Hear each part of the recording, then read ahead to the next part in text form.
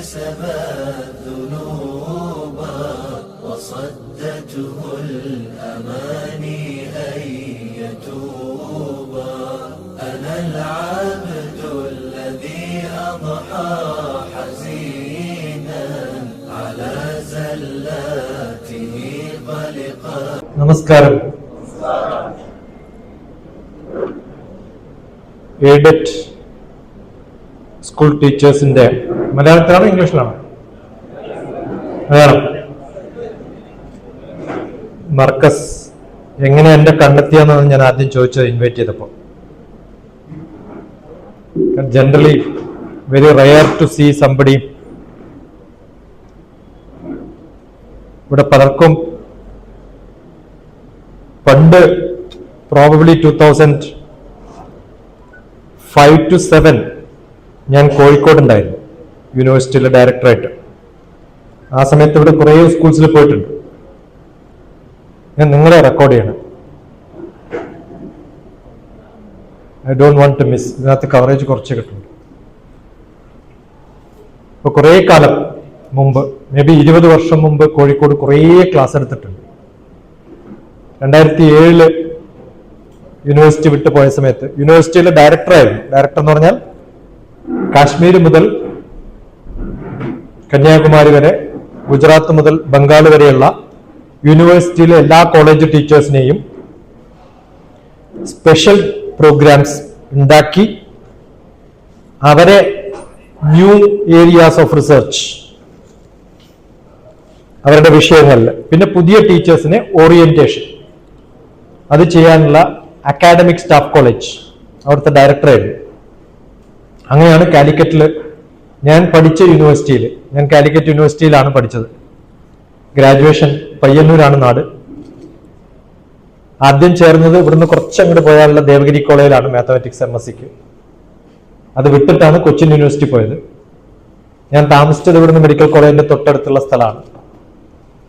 അപ്പൊ ഈ സ്ഥലമൊക്കെ കുറേ കാലം ഞാൻ തന്നെ ഡ്രൈവ് ചെയ്ത് ജീവിച്ച സ്ഥലമാണ്. പക്ഷെ അത് കഴിഞ്ഞ് 20 വർഷം കഴിഞ്ഞു കോഴിക്കോടുകാർക്ക് എന്നെ ഓർക്കാൻ. അതിന് വലിയൊരു സല്യൂട്ട്. അതിനുശേഷം ഫിജിയിൽ പോയിട്ടുണ്ട് ക്ലാസ് എടുക്കാൻ. ഫിജി എന്നൊക്കെ പറഞ്ഞാൽ ഇന്ത്യൻ ഓഷ്യൻ കഴിഞ്ഞ് പസഫിക് ഓഷ്യൻ തുടങ്ങുന്ന സ്ഥലത്താണ്. ലണ്ടനിൽ പോയിട്ടുണ്ട്, അമേരിക്കയിൽ പോയിട്ടുണ്ട്, അങ്ങനെ പല സ്ഥലത്തും പോയിട്ടുണ്ട്. പക്ഷെ കോഴിക്കോട് മാത്രം മതി. കഴിഞ്ഞ മാസം കോട്ടയത്തുണ്ടായിരുന്നു. സാധാരണ അരമണിക്കൂർ, 1 മണിക്കൂർ, 1.5 മണിക്കൂർ. ഇപ്പൊ നമുക്ക് 1.5 മണിക്കൂർ കഷ്ടിയുള്ളൂ. ഞാൻ അത്തരം ക്ലാസ്സുകൾക്ക് പോവാറില്ല. പക്ഷെ ടീച്ചേഴ്സിനെ അങ്ങനെ ഒരു ക്ലാസ് കിട്ടിയാൽ ഞാൻ വിടാറില്ല. അതിന് കാരണം ഒരു 200 ടീച്ചേഴ്സ് ഉണ്ടാവും ഇവിടെ, അല്ലേ? 200 ടീച്ചേഴ്സിന് ജീവിതത്തിൽ ഇനിയൊരു 10-15 വർഷമെങ്കിലും മിനിമം ഉണ്ടാവുമല്ലോ, അല്ലേ? സർവീസ് ഉണ്ടോ? അല്ലെ, ഒരു പ്രാവശ്യം ടീച്ചറായ ചാവുന്നവരെ ടീച്ചറാ, വേറൊരു പണിയും കിട്ടൂല. അപ്പൊ നമ്മളൊക്കെ സയന്റിസ്റ്റ് ആയിട്ട് ടീച്ചറായിട്ട് തിരിച്ചു വരാം. അബ്ദുൽ കലാം പ്രസിഡന്റ് ആയിരുന്നു. പ്രസിഡന്റ് ആയതിനു ശേഷം അദ്ദേഹം ചെയ്ത പണി എന്താ? പ്രസിഡന്റ് സ്പേസ് ഡിപ്പാർട്ട്മെന്റിലായിരുന്നു അബ്ദുൽ കലാം. അങ്ങനെയാണല്ലോ പറയാ, അല്ലെ? ആണോ അല്ലയോ? അല്ല. അദ്ദേഹം സ്പേസ് ഡിപ്പാർട്ട്മെന്റിൽ 18 വർഷം കഴിഞ്ഞപ്പോ ഡിഫൻസിലേക്ക് പോയി. അപ്പൊ സ്പേസ് ഡിപ്പാർട്ട്മെന്റിലാണോ ഡിഫൻസിലാണോ? പക്ഷെ എന്നാലും എല്ലാവരും പറയാ അബ്ദുൽ കലാം സ്പേസ് സയന്റിസ്റ്റ് ആണെന്ന്. കാരണം തുടങ്ങുന്നതിന് എവിടെയാണോ, അതിനു മുമ്പ് അദ്ദേഹം ഗ്രാജുവേഷൻ കഴിഞ്ഞപ്പോ അപ്ലൈ ചെയ്ത് ജോലി കൊടുക്കാത്ത ഡിപ്പാർട്ട്മെന്റാണ് സ്പേസ് ഡിപ്പാർട്ട്മെന്റ്. അതിന് മാസ്റ്റേഴ്സ് കഴിഞ്ഞിട്ടാണ് ജോലി കിട്ടിയത്. ഞാനും കലാമൊക്കെ ഒരേ സ്ഥലത്ത് താമസിക്കുകയും കൂടെ യാത്ര ചെയ്യുകയും ഒക്കെ ഉണ്ടായിട്ടുണ്ട് പല പ്രാവശ്യം. കലാമിന്റെ 2020 വിഷനിൽ ഞാനുണ്ട്. എന്റെ സ്റ്റുഡന്റ് ആണ് കലാമിന്റെ വെബ്സൈറ്റിന്റെ എഡിറ്റർ ആയിട്ടുണ്ടായിരുന്നത്. പക്ഷെ എന്നാലും എല്ലാവരും കലാം സ്പേസ് ഡിപ്പാർട്ട്മെന്റ് എന്നാ പറയാം. പക്ഷെ അദ്ദേഹം സ്പേസ് വിട്ടു, ഡിഫൻസ് പോയി, ഡിഫൻസിൽ നിന്ന് റിട്ടയർ ആയി കഴിഞ്ഞപ്പോ തിരിച്ച് സ്പേസ് ഡിപ്പാർട്ട്മെന്റിൽ ഞങ്ങളൊരു പ്രൊഫസർഷിപ്പ് കൊടുക്കും റിട്ടയർ ആയവർക്ക്. അത് സ്പേസ് ഡിപ്പാർട്ട്മെന്റ് കൊടുത്തിട്ടില്ല. എന്താ കാരണം? റിട്ടയർ ചെയ്ത് സ്പേസ് നല്ല എന്ന് പറഞ്ഞിട്ട്, you are not a space scientist. എന്നിട്ട് അദ്ദേഹം അണ്ണാ യൂണിവേഴ്സിറ്റിയിൽ പഠിപ്പിച്ച വിഷയം ഏതാണെന്നറിയാം നിങ്ങൾക്ക്? അണ്ണാ യൂണിവേഴ്സിറ്റിയിലാണ് പോയത്. എക്കണോമിക്സ് ആണ്. ഇലക്ട്രിക്കൽ എഞ്ചിനീയറിംഗ് ആണ്, വർക്ക് ചെയ്ത സ്പേസ് ആണ്, അവസാനം എക്കണോമിക്സ് ആണ് പഠിപ്പിച്ചത്. ഞാൻ പഠിച്ചത് മാത്തമാറ്റിക്സ് ആണ്. ഞാൻ PhD ചെയ്തത് ഫ്ലൂയിഡ് മെക്കാനിക്സ് ആണ്. മെക്കാനിക്സ് എന്ന് പറഞ്ഞ സബ്ജക്റ്റാ ഫിസിക്സ്. എന്റെ പേപ്പർ പബ്ലിഷ് ചെയ്ത് കെമിക്കൽ എഞ്ചിനീയറിംഗ് ജേണലിലാണ്. അപ്പൊ ഞാൻ കെമിസ്ട്രി ആണോ, ഫിസിക്സ് ആണോ, മാത്തമാറ്റിക്സ് ആണോ? ഞാൻ വർക്ക് ചെയ്തത് നിങ്ങളൊക്കെ ഉപയോഗിക്കുന്ന ഗൂഗിൾ മാപ്പില്ലേ, ആ മാപ്പ് നിങ്ങളൊക്കെ കാണുന്നതിന് മുമ്പ് മിലിറ്ററിക്കാർക്ക് ഉണ്ടാക്കി കൊടുത്ത ആളാണ് ഞാൻ. അപ്പോ കാർഗിൽ വാറിലെ എല്ലാ മാപ്പും പട്ടാളക്കാർ ഉപയോഗിച്ചത് എന്റെ കൈകൊണ്ട് ഉണ്ടാക്കിയ മാപ്പാണ്. വീരപ്പനെ പിടിക്കാനുള്ള മാപ്പ് ഉണ്ടാക്കി കൊടുത്തത് ഞാനാണ്.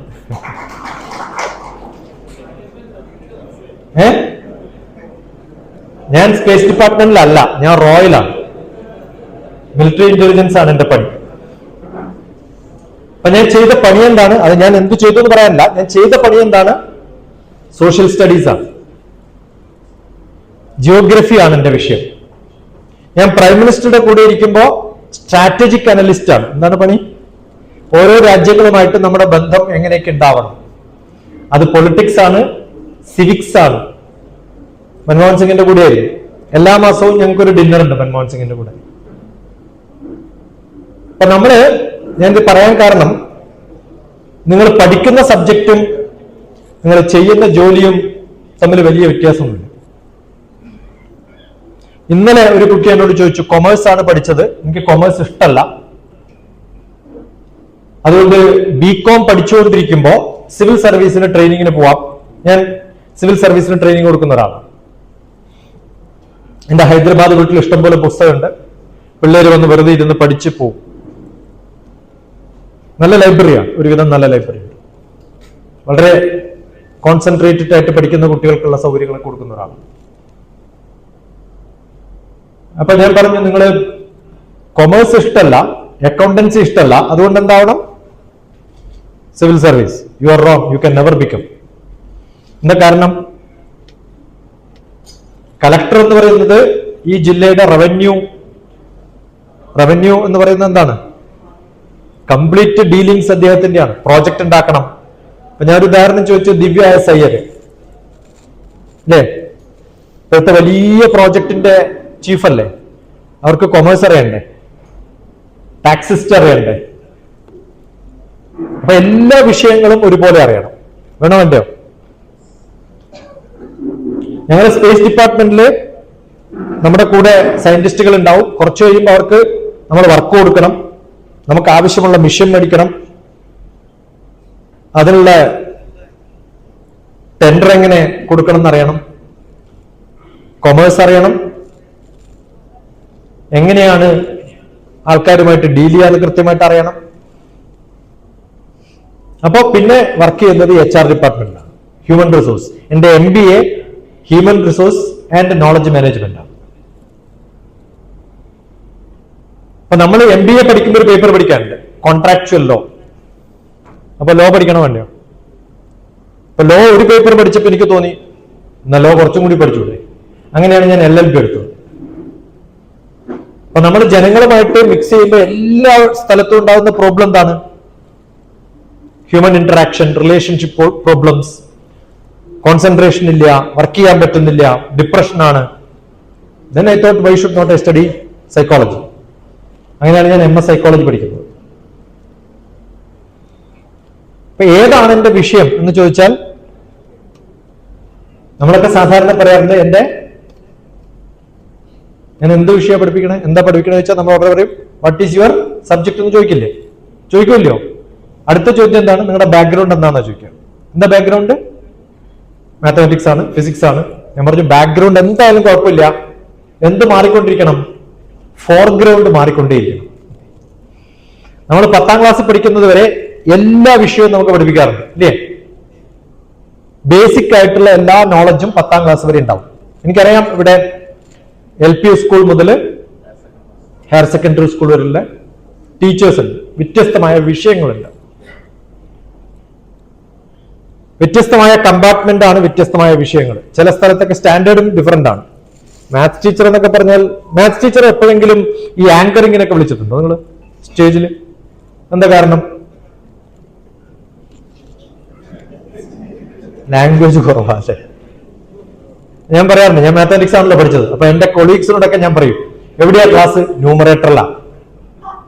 എവിടെയാ പോണേ? ഡിനോമിനേറ്ററിലാ പോണേ. അപ്സ്റ്റെയറും ഡൗൺ സ്റ്റെയറും പോലും അറിയില്ല, ന്യൂമറേറ്ററും ഡിനോമിനേറ്ററിനെ അറിയൂ. അപ്പൊ അവരുടെ ലാംഗ്വേജ് നഷ്ടപ്പെട്ടു പോകും. പക്ഷെ നിങ്ങൾ അറിയേണ്ടത്, മാത്തമാറ്റിക്സ് ഇപ്പോ നിങ്ങളുടെ ടീച്ചേഴ്സിനോട് സംസാരിച്ചതിന്റെ ഒരു ഹാങ് ഓവറിലാണ് ഞാൻ. CBSE നിങ്ങളൊക്കെ ഭാഗ്യവാന്മാരാ. അധികം ആൾക്കാരെ പറ്റിക്കാത്ത ഗ്രൂപ്പാണ് നോൺ CBSE എന്ന് പറയാൻ. എന്താ കാരണം? ഞാൻ പ്രിൻസിപ്പളോട് ചോദിച്ചു, നിങ്ങളുടെ സ്കൂളിന്റെ പേരെന്താണ്? CBSE സ്കൂളാണ്. ആണോ? അല്ലേ? പേരെന്തോ ആയിക്കോട്ടെ. ഏത് ഗ്രൂപ്പിലാണ് പെടുക? CBSE. ഏറ്റവും ഫേമസ് ആയിട്ടുള്ള നിങ്ങളൊന്നും ആ ഗ്രൂപ്പല്ലല്ലോ, കുറച്ചും കൂടി ഹയർ ഗ്രേഡ് സ്കൂൾ അല്ലേ CBSE? Yes or no? ആളെ പറ്റിക്കുന്ന ഏറ്റവും വലിയ പ്രസ്ഥാനം എന്നാ ഞാൻ പറയാം. ഏറ്റവും കൂടുതൽ പഠിപ്പിച്ചത് ഞാൻ CBSE ടീച്ചേഴ്സിനെയൊക്കെയാണ് കേട്ടോ. കാരണം എന്താ വെച്ചാൽ CBSEയുടെ ഫുൾ ഫോം എന്താണ്? Secondary education. ഏത് ക്ലാസ്സിലാണ് തുടങ്ങുക സെക്കൻഡറി? 9th class. എങ്ങനെയാ LKG സ്റ്റുഡന്റ് CBSE സ്റ്റുഡന്റ് ആവുക? എപ്പോഴെങ്കിലും ആലോചിച്ചിട്ടുണ്ടോ? 9ാം ക്ലാസ് വരെ സെൻട്രൽ ഗവൺമെന്റില് സിലബസ് ഇല്ല. അണ്ടർസ്റ്റുഡ്? എന്താ പഠിപ്പിക്കേണ്ടത്? ടീച്ചേഴ്സിന് എന്ത് തോന്നുന്നോ അത് പഠിപ്പിക്കാവുന്നതാണ്. സ്കൂളിന് എന്ത് തോന്നുന്നോ അത് പഠിപ്പിക്കാം.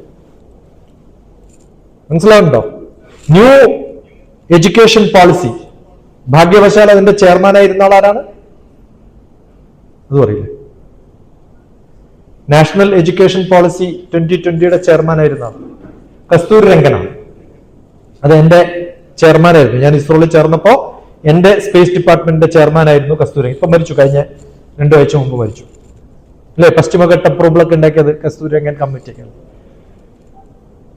അപ്പൊ അദ്ദേഹം എങ്ങനെയാണ് എഡ്യൂക്കേഷന്റെ ഹെഡായത്? കാരണം രാജ്യസഭയിൽ പോകുന്ന പണിയില്ലാത്ത, പൊളിറ്റിക്സ് ഇല്ലാത്ത ആൾക്കാരെയൊക്കെ ചെയർമാനാക്കും. അങ്ങനെ പോയതാ.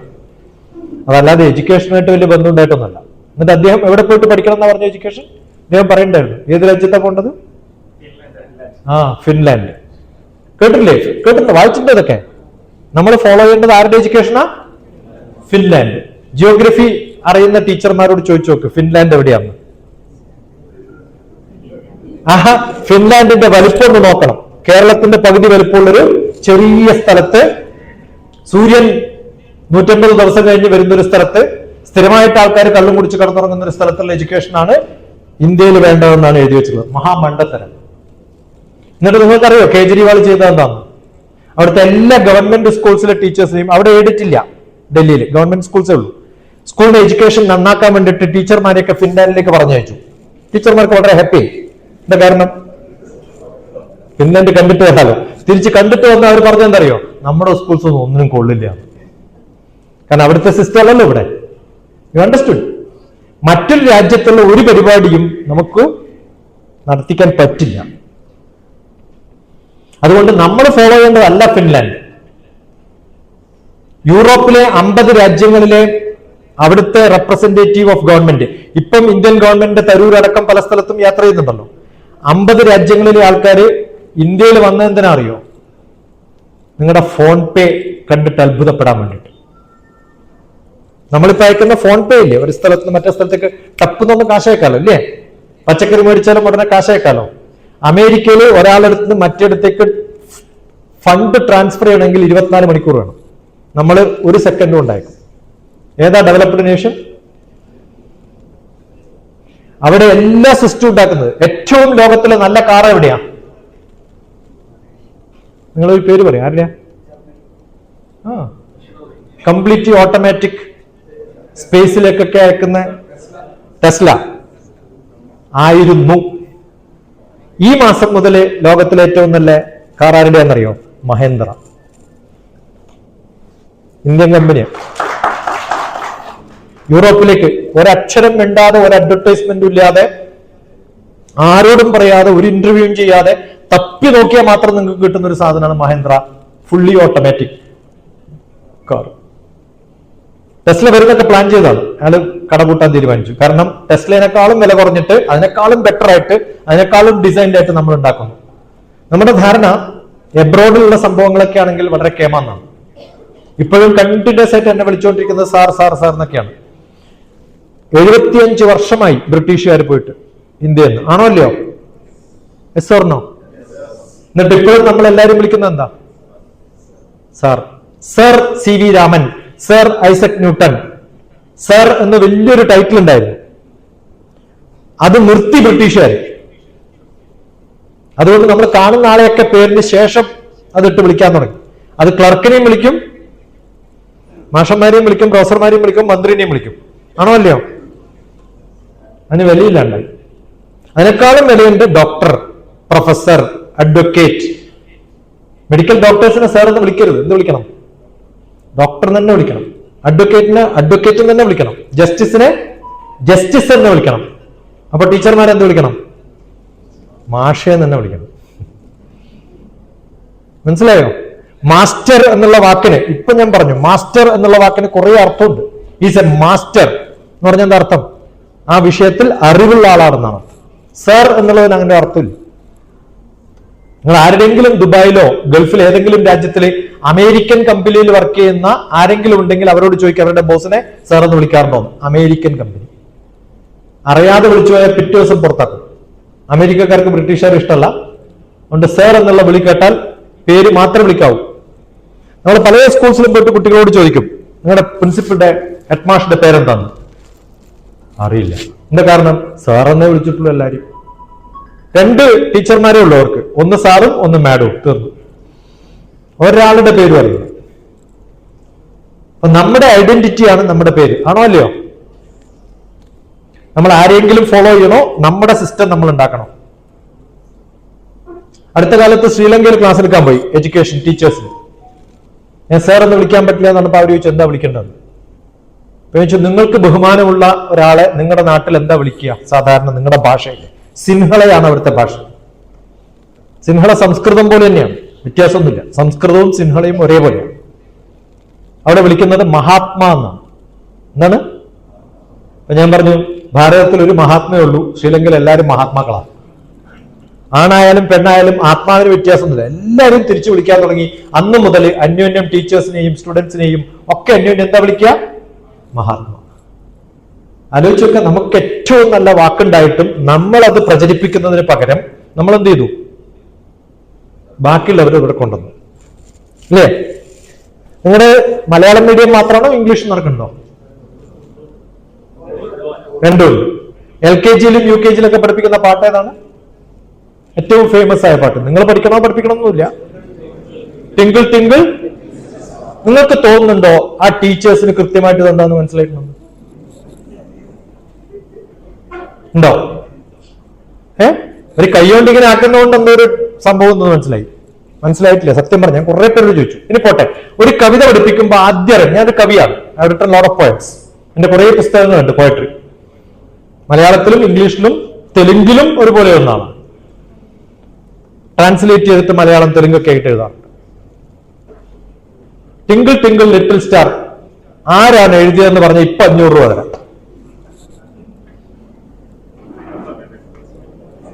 ഗൂഗിൾ ചെയ്താണെങ്കിൽ 6, 5, 4, 3, 2, 0 time out.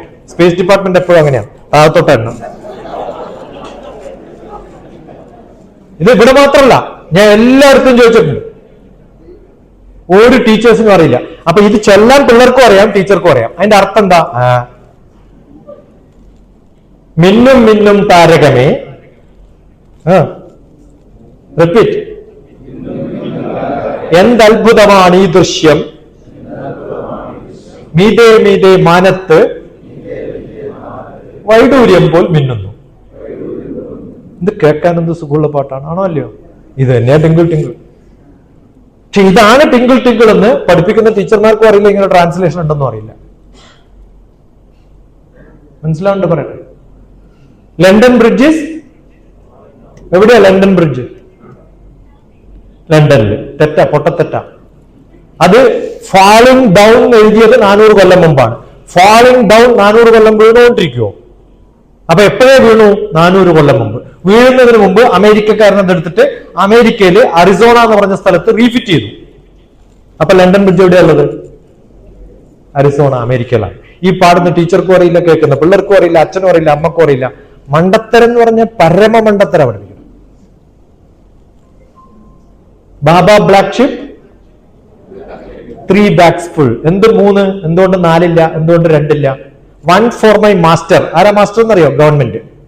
1 for the little dame. പള്ളിയിൽ അച്ഛന് 30%, 33% പള്ളിയിൽ അച്ഛന്, 1/3 ഭാഗം, 1/3 ഭാഗം ഗവൺമെന്റിന്, 1/3 ഭാഗം ഇത് നോക്കുന്ന പയ്യൻ. 600 വർഷം മുമ്പ് യൂറോപ്പിൽ ഉണ്ടായിരുന്ന ടാക്സ് സിസ്റ്റം കോഴിക്കോട്ടെ പിള്ളേർ പഠിക്കേണ്ട ആവശ്യമുണ്ടോ? അല്ല, ആവശ്യമുണ്ടോ? എന്തിനാ അവിടെ പഠിപ്പിക്കണം? നമ്മൾ എന്താ പഠിപ്പിക്കണേ, എന്തിനാ പഠിപ്പിക്കണമെന്ന് പോലും നമുക്കറിയില്ല. ഇപ്പൊ വിദ്യാഭ്യാസം ട്രാൻസ്ഫർമേഷൻ വേണം എന്ന് പറഞ്ഞിട്ടൊക്കെയാണ് ന്യൂ എഡ്യൂക്കേഷൻ പോളിസി ഒക്കെ വന്നത്. അതിന് മുമ്പ് നന്നായിരുന്നു, പോളിസിയൊക്കെ വരുന്നതിന് മുമ്പ് നന്നായിരുന്നു. പക്ഷെ ഇങ്ങനെ മാറ്റി. എല്ലാ വിഷയവും നമ്മൾ പഠിക്കണം. എന്തിനു പഠിക്കണം? എന്താണോ നമ്മുടെ ജീവിതവുമായിട്ട് ബന്ധപ്പെട്ടിട്ടുള്ളത്. അത് ഏതൊക്കെയാവണം? 7ാം ക്ലാസ് വരെ എന്നെക്കുറിച്ചും, എന്റെ മൂക്ക്, എന്റെ കണ്ണ്, എന്റെ ചെവി, എന്റെ നാക്ക്, എന്റെ ശരീരം, എന്റെ ബന്ധുക്കള്, എന്റെ നാട്, ഇങ്ങനെ പഠിച്ചു പഠിച്ചു വന്ന് 7ാം ക്ലാസ് ആകുമ്പോഴത്തേക്കും ലോകത്തെക്കുറിച്ചുള്ള ഒരു അറിവുണ്ടാവും. 8, 9, 10, 11, 12 അബ്സ്ട്രാക്ട് സയൻസ് എന്നാണ് പറയുക. നമ്മൾ കാണുന്നതല്ലാത്ത പലതും പഠിക്കണം. അവിടെയാണ് ശരീരത്തിലുള്ള സെല്ലുകളും, മാത്തമാറ്റിക്സിൽ സെറ്റ് തിയറിയും, കെമിസ്ട്രിയിൽ ആറ്റവും ഒക്കെ നമ്മൾ കാണണം. കാണാൻ പറ്റും ആറ്റം? എത്ര കെമിസ്ട്രി ടീച്ചർമാരുണ്ട് ഇവിടെ? ധൈര്യത്തിൽ കേൾപ്പിക്കോ? ഓക്കെ. നിങ്ങൾ എപ്പോഴെങ്കിലും ആറ്റം കണ്ടിട്ടുണ്ടോ? ആറ്റം കണ്ടിട്ടേ ഇല്ല, എന്നിട്ട് സ്ഥിരമായിട്ട് പറയുന്ന ആറ്റത്തെ കുറിച്ചാ. കാണാൻ പറ്റും ആറ്റം കണ്ണുകൊണ്ട്? ഉറപ്പാ? നമുക്ക് കണ്ണുകൊണ്ട് ആറ്റം കാണാൻ പറ്റില്ല എന്ന് എല്ലാവർക്കും അറിയാം, ആണോ അല്ലയോ? പക്ഷേ ആറ്റത്തെ കാണിച്ചു കൊടുത്ത ഭാരതീയ ഇന്ത്യൻ സയന്റിസ്റ്റുകള് ആരാ? നീൽ ബോർ ആണോ? അദ്ദേഹത്തൊക്കെ ഉണ്ടാവുന്നതിന് 1500 വർഷം മുമ്പ് കണാദൻ ആണ് കണം ഉണ്ടാക്കിയത്. ആ കണമാണ് ആറ്റം. ജല അന്തരഗതേഭാനൗ യത് സൂക്ഷ്മം ദൃശ്യതേ രജഃ തസ്യ 30തമോ ഭാഗഃ പരമാണു രിതിസ്മൃതഃ. അദ്ദേഹം കാണിച്ചു കൊടുത്തിട്ടുണ്ട് ആറ്റം. എങ്ങനെയാ? ജല അന്തരഗതേഭാനൗ. ഒരു ബക്കറ്റില്, ഒരു ഗ്ലാസ്സിൽ വെള്ളം എടുക്കുക, ഒരു ടോർച്ച് അടിക്കുക, അതിൻ്റെ ഉള്ളിൽ ചെറിയ സ്ഫുലിംഗങ്ങൾ കാണും, പൊടി പോലെ. ഡാർക്ക് റൂമില് ഒരു റേ ഓഫ് ലൈറ്റ് വരുമ്പോൾ ചെറിയ പടലങ്ങൾ പോലെ കാണാം. അത് തന്നെയാണ് ഈ വെള്ളത്തിലും കാണാം, ഒരു വ്യത്യാസമില്ല. അത് 300 ആറ്റമാണ്. അപ്പൊ ആറ്റം കാണിച്ചു കൊടുത്തു 300 എണ്ണം. ജല അന്തര, മലയാളം പോലെ, സംസ്കൃതം മലയാളം വ്യത്യാസമില്ല. ജല അന്തര, ജലത്തിന്റെ അന്തരത്തില്, ഗതേ പോണം, ഭാനൗ ലൈറ്റ്, സൂക്ഷ്മം കൃത്യമായിട്ട് നോക്കിയാൽ, സൂക്ഷ്മമായിട്ട് നോക്കിയാൽ, ദൃശ്യത്തെ രജഃ, അതിന്റെ പേരാണ് രജഃ. തസ്യ 30തമോ ഭാഗഃ പരമാണു രിതിസ്മൃതഃ. അതിന് 300 പീസാക്കിയാൽ കിട്ടുന്നതാണ് ആറ്റം. നമ്മൾ ഈ പഠിപ്പിക്കുമ്പോൾ വിഷ്വലൈസ് ചെയ്യാനുള്ള കഴിവ്, മൈക്രോസ്കോപ്പോ തെർമോസ്കോപ്പോ ഒരു സ്കോപ്പും ഇല്ലാത്ത സമയത്ത് അവർക്ക് ഉണ്ടായിരുന്ന ഒരു സ്കോപ്പാണ് ബുദ്ധിസ്കോപ്പ്. അതുണ്ടായാൽ നിങ്ങൾക്ക് എന്ത് കാണാം? ആറ്റം കാണാം. ഇനി ഇതൊക്കെ പറഞ്ഞിട്ട് നിങ്ങൾ ആരെങ്കിലും എനിക്ക് കാണാൻ പറ്റുന്നില്ല, അങ്ങനെ ചിന്തിക്കാനൊന്നും എനിക്ക് പറ്റില്ല എന്ന് പറഞ്ഞാൽ ഒരു ലൈനും കൂടി എഴുതിയിട്ടുണ്ട് ഈ കവി. എന്താ എഴുതി അറിയോ? ജ്ഞാനീനാം ദൃഷ്ടിഗോചര, ബുദ്ധിയുള്ളവർക്കൊക്കെ കാണാൻ പറ്റും. അപ്പൊ ഇപ്പൊ കാണാൻ പറ്റുന്ന വെച്ചോ? കാണാൻ പറ്റുന്ന. അപ്പൊ ചിന്തിക്കാനുള്ള കഴിവുണ്ടാക്കാനാണ്, അതുള്ളവർക്കാണ് അബ്സ്ട്രാക്ട് സയൻസ്. അതുവരെ കാണുന്നതാണ് സയൻസ്. അപ്പൊ ഏതൊക്കെയാ വിഷയം? ഈ ലോകത്തെ ആകെ നമ്മൾ നോക്കിയിട്ട് പ്രപഞ്ചമൊക്കെ കാണുമ്പോ സൗരയൂഥങ്ങൾ, മിൽക്കി വേ ഗാലക്സി, ഇതൊക്കെ കാണുന്ന സമയത്ത് അത് ഫിസിക്സിന്റെ ഭാഗമാണ്. സൂര്യനുണ്ട്, കുറെ ഗ്രഹങ്ങൾ ചുറ്റും പോകുന്നുണ്ട്. അതിനെന്താ പറയാ? ഓർബിറ്റ് എന്നാ പറയാ, അല്ലെ? ഓർബിറ്റിൽ ഇങ്ങനെ കറങ്ങണേ, സൂര്യന് ചുറ്റും ഗ്രഹങ്ങൾ കറങ്ങും, ഗ്രഹങ്ങൾക്ക് ചുറ്റും സാറ്റലൈറ്റ് കറങ്ങും. അതിൽ മാൻമെയ്ഡ് സാറ്റലൈറ്റ്, നമ്മുടെ സാറ്റലൈറ്റ് ഒക്കെ ഉണ്ടാക്കുന്ന ഡിപ്പാർട്ട്മെന്റ് ആണ് നമ്മൾ. അതിങ്ങനെ കറങ്ങും ഒക്കെ പറഞ്ഞിട്ട് പഠിപ്പിക്കും. അതിൽ ഏറ്റവും ഇഷ്ടമുള്ള നമ്മുടെ ഗ്രഹം ഏതാ? എർത്ത് ആണോ അല്ലയോ? അപ്പൊ ഫിസിക്സ് എന്ന് പറയുന്ന പ്രപഞ്ചത്തില് ഒരു ഗ്രഹത്തെ എടുത്ത് പഠിപ്പിക്കുന്ന ആളാണ് ആര്? Geography teachers. അപ്പൊ ഫിസിക്സിന്റെ ചെറിയൊരു ബ്രാഞ്ചായിട്ട് മാറും ജിയോഗ്രഫി ആണോ അല്ലയോ? ആ എർത്തിൽ നിന്നിട്ട് ഇതിനെയൊക്കെ മാറ്റി സെഗ്രിഗേറ്റ് ചെയ്യണം. ആനിമൽസിനെയും പ്ലാന്റ്സിനെയും സെഗ്രിഗേറ്റ് ചെയ്ത് പഠിച്ചാൽ ബോട്ടണിയും സുവോളജിയും ആയോ ഇല്ലയോ? എവിടെ എന്ത് എപ്പോ എങ്ങനെ നടന്നു എന്ന് പഠിച്ചാൽ ഹിസ്റ്ററിയും ജിയോഗ്രഫിയും സിവിക്സും പൊളിറ്റിക്സും ഒക്കെയായി. ഇവിടുന്ന് എന്ത് കയറ്റി അയക്കാൻ പറ്റും, എന്ത് ഇറക്കി കൊണ്ടുവരാൻ പറ്റും എന്നൊക്കെ പഠിച്ചാൽ കൊമേഴ്സായി. ഇനി ഈ ഒരു സാധനത്തെ ഉള്ളിലേക്ക് പോയിട്ട് കാണുമ്പോൾ സെല്ല് വരെ കണ്ടാൽ ബയോളജി, സെല്ലിനകത്ത് കടന്നാൽ മൈക്രോ ബയോളജി എന്നൊരു സബ്ജക്ട് ഉണ്ട്, കേട്ടിട്ടുണ്ടോ? എന്താ മൈക്രോ ബയോളജി? 10⁻⁻6 എന്ന് പറയുന്നതാണ് മൈക്രോമീറ്റർ എന്ന് പറഞ്ഞാൽ 10⁻⁻6 മീറ്റർ. Micro biology 10⁻⁻6. കുറെ കാലം മൈക്രോ ബയോളജി സ്പെഷ്യലിസ്റ്റുകളായിരുന്നു, കുറെ കോളേജ് തുടങ്ങിയിട്ടുണ്ട്, BSc മൈക്രോ ബയോളജി. അത് കഴിഞ്ഞപ്പോ പിന്നെ അതില്ലേ ഇല്ല. എന്താ കാരണം? അതിനപ്പുറത്ത് 10⁻⁻9 വരെ ചെറുതാക്കാൻ പഠിച്ചു. അപ്പോ നാനോ ടെക്നോളജി ആയി. അത് ബയോളജി അല്ല, മൈക്രോ ബയോളജി. പിന്നെ വരുന്നത് ടെക്നോളജി. കാരണം എന്താ? ബയോളജി -6 വരെ ഉള്ളൂ, -6 കടന്നാൽ പിന്നെ ഫിസിക്സ് ആയി. ആറ്റം എടുക്കുക, അത് -13 വരെയായി. അപ്പൊ ബയോളജി, ഫിസിക്സ്, കെമിസ്ട്രി ഒക്കെ ബന്ധപ്പെട്ടതാണോ അല്ലയോ? അത് മൊത്തമായിട്ട് കണ്ടാൽ ജിയോഗ്രഫി, കടന്ന് കണ്ടാൽ ബയോളജി, അതിനകത്ത് കടന്നാൽ ഫിസിക്സ്, അതിനും അകത്ത് കടന്നാൽ കെമിസ്ട്രി. ഇനി ആ കെമിസ്ട്രിയുടെ അകത്ത് കടന്നിട്ട് ന്യൂട്രോൺസും ന്യൂട്രോൺസിന് ചുറ്റും ഇങ്ങനെ കറങ്ങാം. എന്ത് സ്പീഡാണെന്നറിയോ? സൂര്യന് ചുറ്റും ഗ്രഹങ്ങൾ കറങ്ങുന്ന അതേ സ്പീഡിലാണ് ഇതും കറങ്ങുന്നത്. അതിനെയും ഓർബിറ്റ് എന്നാ പറയാ, ഇതിനെയും ഓർബിറ്റ് എന്നാ പറയാ. പ്രപഞ്ചത്തില് സൂര്യന് ചുറ്റും ഗ്രഹങ്ങൾ കറങ്ങുന്നതും ഒരു ന്യൂട്രോണിന് ചുറ്റും ആറ്റം കറങ്ങുന്നതും ഒരേ ടെക്നോളജി, ഒരേ മാത്തമാറ്റിക്സ്. കെപ്ലറാണ് കണ്ടുപിടിച്ചത് എങ്ങനെ കറങ്ങുന്നു. കെപ്ലർ തിയറം, ക്യാപിറ്റൽ G എന്നാ പറയാ, യൂണിവേഴ്സൽ ഗ്രാവിറ്റി. അത് പണ്ട് ആര്യഭടൻ ഇന്ത്യയിൽ എഴുതി വെച്ചിട്ടുണ്ട്. ആകൃഷ്ടി ശക്തിസ്തു മഹീതയാ യദ്ഗസ്ത്വം സ്വാഭിമുഖം സ്വശക്ത്യാ ആകൃഷ്യത്തെ. ഓരോ ഗ്രഹവും ഇങ്ങനെ പിടിച്ചു വലിക്കും, മറ്റേത് അങ്ങോട്ട് പിടിച്ചു വലിക്കും, ഇങ്ങോട്ട് പിടിച്ചു വലിക്കും.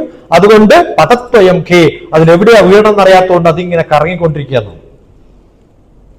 ഒരു മൈക്രോസ്കോപ്പ് ഇല്ലാത്ത കാലത്ത് ചിന്തകൾ കൊണ്ട് ലോകം കീഴടക്കിയ കുറെ ശാസ്ത്രജ്ഞന്മാര്, എല്ലാ ശാസ്ത്രജ്ഞന്മാരും അങ്ങനെയാണ്, ചിന്ത കൊണ്ടാണ്. കവികളും അങ്ങനെയാണ്. ഇവിടെ ഇരുന്നിട്ട് കവിത എഴുതിയിട്ടുള്ള വെള്ളത്തോളൊക്കെ ടിബറ്റിനെ കുറിച്ചൊക്കെ എഴുതി കണ്ട അയാൾ ആ ഭാഗത്തൊക്കെ നടന്നു പോയാളാന്ന് തോന്നുന്നു. പോയിട്ടേ ഇല്ല. പക്ഷെ ഇവിടെ ഇരുന്നിട്ട് അത് സങ്കല്പമാണ്. പരശുരാമൻ കൈലാസത്തിലേക്ക് ശിവനെ കാണാൻ പോകുന്ന രംഗമൊക്കെ ഉണ്ട്. അതൊക്കെ വിവരിച്ചു കേട്ടാ പറയും കൈലാസത്തിലേക്ക് പോകുന്ന ടിബറ്റ് ക്രോസ് ചെയ്യുന്ന വഴിയൊക്കെ കറക്റ്റ് ആയിട്ട് ഡിസ്ക്രൈബ് ചെയ്ത്. ഞാൻ പോയ കാലത്ത് ഈ കവിത വായിച്ചിട്ട് നോക്കി, കറക്റ്റ് ആണല്ലോ പറഞ്ഞ ജിയോഗ്രഫി. ഇതിപ്പോ എങ്ങനെ ഇയാൾ എഴുതിയത്? അതാണ് ചിന്ത. ആ ചിന്തയാണ് കുട്ടികളിൽ ഉണ്ടാക്കേണ്ടത്. അവരെയാണ് സയന്റിസ്റ്റ് ആക്കാനും അവരെയൊക്കെയാണ് വലിയ വലിയ മഹാന്മാരാക്കാനും. ചാണക്യന്റെ കഥ പഠിച്ചിട്ടുണ്ടോ? റോഡിൽ പോകുന്ന ഒരു കുട്ടിയെ എടുത്തിട്ടാണ് മൗര്യ സാമ്രാജ്യത്തിന്റെ അധിപനായിട്ട് മാറ്റിയത്. അതാണ് ട്രാൻസ്ഫർമേറ്റീവ് നോളജ് എന്ന് പറയുന്നത്. ഏത് വിഷയം പഠിപ്പിക്കേണ്ടത്? എല്ലാ വിഷയവും പഠിക്കണം. നമ്മൾ ഏത് വിഷയമൊക്കെയാണ് ക്ലാസ്സുകളിൽ പഠിപ്പിക്കേണ്ടത്? 10ാം ക്ലാസ് വരെ വ്യത്യസ്തമായ വിഷയങ്ങൾ പഠിപ്പിക്കുന്നത് എന്തിനു വേണ്ടിയിട്ടാ? അത് കഴിഞ്ഞിട്ട് 11th and 12th പഠിക്കാൻ ഞാൻ മാത്സും ഫിസിക്സും കെമിസ്ട്രിയും മാത്രം പഠിച്ചത്. പക്ഷെ കുറെ കാലം കഴിഞ്ഞപ്പോ ഞാൻ സ്പേസ് ഡിപ്പാർട്ട്മെന്റിൽ ജോലി കിട്ടിയപ്പോൾ എനിക്ക് എന്ത് പഠിക്കേണ്ടി വന്നു? ജിയോഗ്രഫിയും ഹിസ്റ്ററിയും ഒക്കെ പഠിക്കേണ്ടി വന്നു. എനിക്കത് പഠിക്കാൻ പറ്റില്ല, ഞാൻ പഠിച്ചിട്ടില്ല എന്ന് പറയാൻ പറ്റും? ഇല്ല. അപ്പൊ നമ്മുടെ വിദ്യാഭ്യാസത്തിൽ ഇപ്പൊ സ്ഥിരമായിട്ട് എനിക്ക് ഇപ്പൊ +1 +2 10th റിസൾട്ട് വന്നു കഴിഞ്ഞാൽ ചോദ്യങ്ങളോട് ചോദ്യങ്ങൾ, ഒരു ദിവസം 100 ചോദ്യം വരും. ഞാനിപ്പോ എന്റെ ഫോൺ പിന്നെ എയർപ്ലെയിൻ മോഡിൽ ഇട്ടിട്ടായിരിക്കണേ, അല്ലെങ്കിൽ കോൾ വന്നുകൊണ്ടിരിക്കും. ഞാൻ ഏതാ പഠിക്കേണ്ടത്? 10ാം ക്ലാസ് കഴിഞ്ഞിട്ട്. 12ാം ക്ലാസ് കഴിഞ്ഞിട്ട് അടുത്ത ചോദ്യം എന്താണ്? ഞാൻ എഞ്ചിനീയറിംഗിൽ ഏത് വിഷയം എടുക്കേണ്ടത്? ചില എഞ്ചിനീയറിംഗ് കോളേജുകളിൽ ഓറിയന്റേഷൻ പ്രോഗ്രാമിന് പോകുമ്പോൾ ഞാൻ അവിടെ ചില കുട്ടികളൊക്കെ വിളിച്ചിട്ട് ചോദിക്കും, നിങ്ങൾ എന്തിനാ സിവിൽ എഞ്ചിനീയറിംഗ് എടുത്തത്? ഉമ്മ പറഞ്ഞിട്ട്. എന്താ ഉമ്മ സിവിൽ എഞ്ചിനീയറാണ്? അല്ല. പിന്നെ അടുത്ത അയൽവാസി സിവിൽ എഞ്ചിനീയറാണ്. അയാൾ വലിയ വീട് വെച്ചിട്ടുണ്ട്. അപ്പൊ എന്റെ മോനും വീട് വെക്കണം, അതുകൊണ്ട് സിവിൽ എഞ്ചിനീയർ ആക്കണം. 21 വിഷയത്തിന് തോറ്റു 2 വർഷം ആകുമ്പോഴത്തേക്ക്. ഞാൻ എഞ്ചിനീയറിംഗ് കോളേജിൽ എക്സിക്യൂട്ടീവ് ഡയറക്ടർ ആയിരുന്നു പയ്യന്നൂര്. എല്ലാ കുട്ടികളോടും 4th ഇയർ പഠിക്കുന്ന കുട്ടികളോട് ഒരു പേപ്പറിൽ എഴുതി തരാൻ പറഞ്ഞു, പേര്, ഏത് വിഷയം പഠിക്കണമെന്ന്. ഈ എഴുതുമ്പോൾ അടുത്ത ആളോട് ചോദിക്കാം, നമ്മളെ വിഷയം എന്താ എഴുതുമോ ഇടാന്ന്. എഞ്ചിനീയറിംഗ് 4th ഇയർ, ഒരു എക്സാമിനേഷനും ഇല്ല കേട്ടോ. അവസാനം ഞാൻ ചോദിച്ചത് നിങ്ങൾക്ക് എന്താവണമെന്ന്. എന്താവണമെന്ന്? ഒന്നും ആവണ്ടാന്ന്. നിങ്ങൾ ആരെയും എന്നെ ആക്കാൻ വന്നാണെന്ന്. ഒരു ആഗ്രഹവും ഇല്ല. എറണാകുളം ഭാഗമുള്ളൊരു പയ്യനോട് NDA നാഷണൽ ഡിഫൻസ് അക്കാദമി ചേർന്ന്, ഞാൻ കുറച്ച് കുട്ടികളെ, കണ്ണൂരാണ് എന്റെ തറവാട്, അവിടെ പഴയ വീടുണ്ട്, ഒരു 200 വർഷം പഴക്കമുള്ള കുറെ കുട്ടികളൊന്നും താമസിക്കാറുണ്ട്. മിക്കവാറും ഗൾഫിൽ നിന്നുള്ള കുട്ടികളാണ് വരിക. NDA ചേർന്ന് ഞാൻ പറഞ്ഞു, മോമ്പാ 10 ദിവസത്തെ ഒരു പ്രോഗ്രാം ഉണ്ട്, ആകുമ്പോഴത്തേക്ക് നീ റെഡിയാവും. അയ്യോ കണ്ണൂരാ, അത് കുറെ ദൂരമില്ലേ, അതുകൊണ്ട് വരില്ല. അപ്പൊ ഞാൻ പറഞ്ഞൊരു കാര്യം ചെയ്യുമ്പോനെ, മോൻ NDA ചേരണം. എപ്പോ? നാഷണൽ ഡിഫൻസ് അക്കാദമിയുടെ ഹെഡ്ക്വാർട്ടേഴ്സ് കൂത്താട്ടുകുളത്ത് തുടങ്ങുമ്പോൾ. അവന് ചേരേണ്ടത് എവിടെയാണ്? മിലിറ്ററിയിൽ. അവന് എറണാകുളത്ത് നിന്ന് കണ്ണൂർ വരെ പോകാൻ പറ്റാത്തവൻ എങ്ങനെയാണ് മിലിറ്ററി പോവാ? പറയും. മനസ്സിലാകണ്ടോ? ഒരു ബോധം എന്ന് പറയുന്നത് ആ കുട്ടികളിൽ ഉണ്ടാക്കിയെടുക്കാൻ സാധിച്ചില്ലെങ്കിൽ, ഇന്നലെ കോഴിക്കോട് നിന്നൊരു പയ്യൻ വിളിച്ചു. ഞാൻ യൂട്യൂബിലുണ്ട്, നിങ്ങൾ നോക്കിക്കോളൂ. ഞാൻ പൂർണ്ണമായിട്ട് ഇടാറില്ല, പക്ഷെ അതിന്റെ ഒരു ക്ലൂ കിട്ടാൻ വേണ്ടിയിട്ട് ഞാൻ ഇട്ടതാണ്. ഒരു പയ്യൻ, എന്താ ചെയ്യണം മോനെ? ഒന്നും ചെയ്യുന്നില്ല. അതെന്താ ചെയ്യാത്തത്? എനിക്ക് ADHD ആണ്. ഞാൻ സൈക്കോളജി പഠിച്ച ആളൊക്കെയാണ്, പക്ഷെ നമ്മളൊരാളോടും പറഞ്ഞില്ല എനിക്ക് ADHD ഉണ്ട്. ഏതോ സോഫ്റ്റ്വെയർ നോക്കും, ഈ കിടകടാന്ന് അടിച്ചിട്ട് നിങ്ങൾ കുറെ ഉത്തരം കൊടുത്തു കഴിഞ്ഞാൽ സോഫ്റ്റ്വെയറിൽ 17 പേജ് വരും, നിങ്ങൾക്ക് ഇന്ന അസുഖങ്ങളൊക്കെയാണ്. അതാണ് ഇപ്പോഴത്തെ സൈക്കോളജിസ്റ്റുകൾ. ഞാനൊരു സൈക്കോളജിസ്റ്റിന്റെ അടുത്ത് പോയിട്ട് പറഞ്ഞു, ഞാനൊന്ന് ചെയ്ത് നോക്കട്ടെ, എനിക്കും നിങ്ങൾ എന്തൊക്കെ അസുഖം കണ്ടുപിടിക്കുമല്ലോ. ഈ ഡോക്ടർമാരൊക്കെ അങ്ങനെയാണ്. എന്റെ വീട്ടിൽ 37 ഡോക്ടർമാരാണ്. അതിൽ കുറെ ഡെന്റിസ്റ്റുകളാണ്, കോഴിക്കോടും ഉണ്ട് 2-3 പേര്. അപ്പൊ ഞാൻ അവിടെ എത്തുമ്പോൾ എന്റെ വായ നോക്കരുതേ, കാരണം അവർ നോക്കിയാൽ പറയും ഇവിടെ കുഴപ്പമുണ്ട്, അവിടെ കുഴപ്പമുണ്ട്. ഇതുവരെ ഭാഗ്യവശാൽ ഒരു കുഴപ്പമില്ലാത്ത പല്ലാണ്. അവർ നോക്കിയോ കുടുങ്ങി. നമ്മളൊക്കെ വല്ലാണ്ട് മാറിപ്പോയിരിക്കുന്നു. എന്തുകൊണ്ടാണ് സൈക്കോളജിസ്റ്റിന്റെ അടുത്ത് പോകേണ്ടി വരുന്നത്? I'm not telling problem ഇല്ല എന്ന് ഞാൻ പറയുന്നില്ല, പക്ഷെ അവർക്കറിയുന്ന ഒരു വിഷയം ഉണ്ടല്ലോ, അത് മാത്രമേ ഉള്ളൂ. പ്രോബ്ലം കണ്ടുപിടിക്കലാണ്, മരുന്ന് കൊടുക്കലാണ്. ഒരു പ്രാവശ്യം സൈക്കോളജിസ്റ്റിന്റെ അടുത്ത് പോയിട്ട്, ഞാൻ സൈക്കോളജിസ്റ്റ് അല്ല, സൈക്കോതെറാപ്പിസ്റ്റ് ആണ്, സൈക്കോളജിസ്റ്റിന്റെ അടുത്ത് പോയിട്ട് മരുന്ന് കഴിച്ചു എന്ന് വിചാരിക്കും, പിന്നെ രക്ഷയില്ല, ഡിപ്രഷനാണ്. ബോധം എന്ന് പറയുന്നത് കുട്ടികളിൽ ഉണ്ടാക്കിയെടുക്കുക, അവരുടെ ഡയഗ്നോസ് ചെയ്യുക, അവർക്കുള്ള പ്രശ്നങ്ങൾ മനസ്സിലാക്കുക, അതൊക്കെ ചെയ്യേണ്ടവരാണ്. എല്ലാ വിഷയത്തെക്കുറിച്ചും കൃത്യമായിട്ട് അറിവുണ്ടാവണമെന്നൊന്നുമില്ല, പക്ഷെ അറിയാനുള്ള ആഗ്രഹം കുട്ടികളിൽ ഉണ്ടാക്കി കൊടുക്കാൻ ആർക്ക് പറ്റണം? ടീച്ചേഴ്സിന് പറ്റണം. PT ഉഷ വലിയ ഓട്ടക്കാരിയാണല്ലോ അല്ലെ? ഞാൻ നമ്പ്യാരാണ് PT ഉഷ ഓടിക്കുന്നത്, പക്ഷെ നമ്പ്യാർക്ക് ഓടാൻ പറ്റുമോ ഉഷയെ പോലെ? പറ്റില്ല. ടീച്ചേഴ്സിന് അവർ ചെയ്യുന്ന പണി കുട്ടികൾ ചെയ്യുന്ന അത്രയും സ്മാർട്ടായിട്ട് ചെയ്യാൻ പറ്റണമെന്നില്ല, പക്ഷെ അവരെ എന്ത് ചെയ്യാൻ പറ്റണം? ഗൈഡ് ചെയ്യാൻ പറ്റണം. ആ ഗൈഡ് ചെയ്യാനുള്ള ഒരു അറിവ്, ആ ഒരു കഴിവാണ് നമുക്കൊരു ടീച്ചിങ് മെത്തഡോളജി എന്ന് പറഞ്ഞുണ്ടാക്കേണ്ടത്. ആ മെത്തഡോളജി ചോദ്യങ്ങൾ ചോദിക്കാനുള്ള കഴിവാണ് ഉണ്ടാക്കേണ്ടത്. എത്ര ചോദ്യങ്ങൾ നിങ്ങളുടെ കുട്ടികൾ ചോദിക്കുന്നുണ്ടോ അത്രയും സ്മാർട്ടാണ് നിങ്ങളുടെ കുട്ടികൾ. അവർക്ക് ചോദ്യങ്ങൾ ഇല്ല എന്ന് വിചാരിക്കുക, അതിനർത്ഥം ഞാൻ കേൾക്കുന്നുണ്ട് പക്ഷെ ഒരു കാര്യമില്ല. കുറേ ചോദ്യങ്ങൾ ഉണ്ടാക്കാൻ പറ്റും. ഇപ്പൊ ഏതെങ്കിലും ഒരു കുട്ടിയോട് നിങ്ങൾക്കിപ്പം CUET-യുടെ എക്സാം ഉണ്ട്, സെൻട്രൽ യൂണിവേഴ്സിറ്റിയുടെ, എങ്ങനെയാണ് ആദ്യം ചോദിക്കാൻ പ്രിപ്പയർ ചെയ്യുന്നുണ്ടോ? ഒന്നും ചോദിക്കാറില്ല. ഒരു 3 ക്വസ്റ്റ്യൻ ഗസ് ചെയ്യാൻ പറ്റും. ആ 3 ക്വസ്റ്റ്യൻ ഗസ് ചെയ്യാൻ പറ്റിയാൽ ഉറപ്പാണ് അവൻ പഠിച്ചിട്ടുണ്ടെന്ന്. പക്ഷെ പല കുട്ടികൾക്കും പറ്റാറില്ല. നമ്മളൊരു ഇന്റർവ്യൂവിന് പോകുന്ന സമയത്ത് ക്വസ്റ്റ്യൻ ഗസ് ചെയ്യാൻ പറ്റിയാലാണ് നമുക്ക് എന്ത് പറ്റുക? മെറിറ്റ് ഉണ്ടാവുക. അപ്പൊ ഞാൻ കാലിക്കറ്റ് യൂണിവേഴ്സിറ്റിയിൽ ഡയറക്ടർ പോസ്റ്റിന് സമയത്ത് ഹസ്നൈനാണ് വൈസ് ചാൻസലർ. അപ്പൊ നമുക്കറിയാം സെലക്ഷൻ ബോർഡിൽ ആരുണ്ടാവും? വൈസ് ചാൻസലർ ഉണ്ടാവും. അപ്പൊ ഞാൻ എന്ത് ചെയ്തു? ഹസ്നൈന്റെ ഫുൾ ഹിസ്റ്ററി പഠിച്ചു. അയാൾ എഴുതിയ പുസ്തകം, അയാൾ എഴുതിയ ആർട്ടിക്കിള്, അയാൾ എന്തൊക്കെയാണ് അയാൾക്ക് അറിയുന്ന വിഷയം. കാരണം അയാൾക്ക് അറിയുന്ന വിഷയമല്ലേ അയാൾ ചോദിക്കുള്ളൂ, ആണോ അല്ലയോ? അപ്പൊ ചെയർമാൻ ആദ്യം ചോദിക്കുക. അപ്പൊ എന്നോട് ചോദിച്ചത്, why did you come for this job? എന്താ ചോദിച്ചത്? Why did U? ഹസ്നൈനാ ചോദിച്ചത്. വലിയ വിവരമുള്ള പ്രൊഫസറാ, JNU എന്നൊക്കെ വന്ന ആളാണ്. Why did you come for the job? Thank you sir. Thank you. Ya, I thought I came for an interview. പക്ഷെ നിങ്ങളിപ്പോ എന്താ പറഞ്ഞത്? Why did I come for job? That means you already selected me or what? മനസ്സിലായോ? വ്യത്യാസം മനസ്സിലായോ? ചോദിക്കാനല്ലേ? അപ്പൊ അയാൾക്ക് തോന്നി കുറച്ചും കൂടി ശ്രദ്ധിച്ചിട്ട് ഇവനോട് ചോദിക്കണം. മനസ്സിലായി? കാരണം ഓൾറെഡി നമുക്ക് ജോലിയുണ്ട്, ഇത് കിട്ടിയില്ലെങ്കിൽ നമുക്ക് ജീവിക്കാനുള്ള കാശുണ്ട്. നമ്പർ 1. നമ്പർ 2, യൂണിവേഴ്സിറ്റിയിൽ കൊടുക്കുന്ന ശമ്പളം എനിക്ക് കിട്ടുന്ന ശമ്പളക്കാലത്തും കുറവാണ്. എന്നിട്ടും പഠിപ്പിക്കാനുള്ള ആഗ്രഹം കൊണ്ടാണ് ഇവിടെ വന്നത്, എന്റെ നാട്ടിൽ വരട്ടെ വെച്ചിട്ട്. അപ്പൊ അവർ പറഞ്ഞു, why did you come for the interview? Let me correct. അത് പെട്ടെന്ന് കിട്ടി അദ്ദേഹത്തിന്, പെട്ടെന്ന് കത്തി. അപ്പൊ ഞാൻ പറഞ്ഞു, just to see you sir. Why do you want to see me? Sir, your last article in Deccan Chronicle was fantastic and your book on glacier was so marvelous. ഞാൻ വായിച്ചിട്ടൊന്നുമില്ല.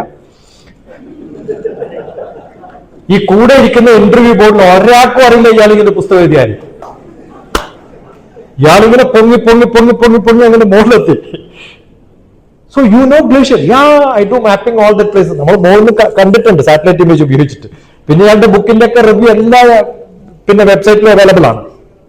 ഇന്റർനെറ്റിൽ ഫുൾ പഠിച്ചിട്ടാ പോവാ. ഇപ്പൊ മർക്കാസിൽ വരുന്നതിന് മുമ്പ് നിങ്ങളുടെ എല്ലാ ഇൻസ്റ്റിറ്റ്യൂഷനെ കുറിച്ചും വെബ്സൈറ്റും കംപ്ലീറ്റ് കണ്ടിട്ടാണ് ഞാൻ വരുന്നത്. ഇദ്ദേഹം കാണിച്ചു തന്നേ ഉള്ളൂ. നമുക്ക് ഇതിന്റെയൊക്കെ മാപ്പ് അറിയാം, കാരണം ഞാൻ മാപ്പിംഗ് ആണ് എന്റെ പണി. പാകിസ്ഥാനിലെ എല്ലാ സ്ഥലവും എനിക്ക് ബൈഹാർട്ടാണ്. സദാം ഹുസൈന്റെ ഓരോ പാലസിനും അടുത്ത പാലസിലേക്ക് അണ്ടർഗ്രൗണ്ട് പോകുന്ന വഴി പോലും നോക്കി കണ്ടുപിടിച്ച ആളാ ഞാൻ. പിന്നല്ലേ ഇത്, മനസ്സിലാവുണ്ടോ? അപ്പൊ അത് കഴിഞ്ഞപ്പോ ഹസ്നൈൻ ആകെ ഇംപ്രസ്ഡ് ആയി. ഒരു ചോദ്യമില്ല, ഒറ്റ ചോദ്യമേ ഉള്ളൂ, വാട്ട് ഡു യു ഡു? നിങ്ങൾ എന്ത് ചെയ്യും ഇവിടെ ഡയറക്ടറേറ്റ് വന്നാല്? ഞാൻ ഉടനെ എന്റെ ബാഗിൽ നിന്ന് ഒരു പേപ്പർ എടുത്തിട്ട് കൊടുത്തിട്ട് ഇതൊക്കെയാണ് ഞാൻ ചെയ്യാൻ പോകുന്നത്. So you wrote it down? Yes. How? I know what are you going to ask. നിങ്ങൾ ചോദിക്കുന്ന ചോദ്യം എനിക്ക് അറിയുന്നുണ്ടെങ്കിൽ ഞാൻ എന്ത് ചെയ്യും? ഇത് കംപ്ലീറ്റ് ആയിട്ട് ഞാൻ എഴുതി ഉണ്ടാക്കിയിട്ട് ബൈൻഡ് ചെയ്ത് അവർക്ക് മാത്രമല്ല കൊടുത്തത്, വേറെ 3 യൂണിവേഴ്സിറ്റി എന്നുള്ള വൈസ് ചാൻസലർമാർക്കുണ്ട്, അവർക്ക് കൊടുത്തിട്ട് പറഞ്ഞു, എന്നെ സെലക്ട് ചെയ്താലും ഇല്ലെങ്കിലും ചെയ്ത് നിങ്ങൾ ഉപയോഗിച്ചോളൂ, നിങ്ങളുടെ ഇൻസ്റ്റിറ്റ്യൂഷൻ നന്നാവും, അതുകൊണ്ട് ഇതൊക്കെ ചെയ്തോളാൻ പറഞ്ഞു. അവർക്കൊക്കെ കൊടുത്തു ഒരു കോപ്പി. അപ്പൊ നമ്മൾ എപ്പോഴും എക്സാമിനേഷന് വിൻ ചെയ്യുന്നത് എപ്പോഴാ? ചോദിക്കാൻ പോകുന്ന ചോദ്യങ്ങള് ഗസ് ചെയ്യുന്നതാണ്. അത് വളരെ എളുപ്പമാണ്. അതുകൊണ്ട് നിങ്ങളുടെ സ്കൂളിൽ എല്ലാവർക്കും A+ കിട്ടി എന്നുള്ളത് കൊണ്ട് നിങ്ങളുടെ സ്കൂൾ നല്ലതാണെന്ന് ഞാൻ പറയില്ല. പയ്യന്നൂർ ഒരു സ്കൂളില് ഒരു 8 കൊല്ലം മുമ്പ്, 2013, 10 കൊല്ലം മുമ്പ്, 11 കൊല്ലം മുമ്പ് A+ കിട്ടിയ എല്ലാ വിദ്യാർത്ഥികൾക്കും സമ്മാനം കൊടുക്കാൻ എന്നെ ഗസ്റ്റ് ആയിട്ട് വിളിച്ചു. ആ വന്ന കുട്ടിയോടൊരു കുട്ടി വെറുതെ ചോദിച്ചു, സർക്കിളിന്റെ സ്പെല്ലിംഗ് എന്താ മോളെ? SIRKLE.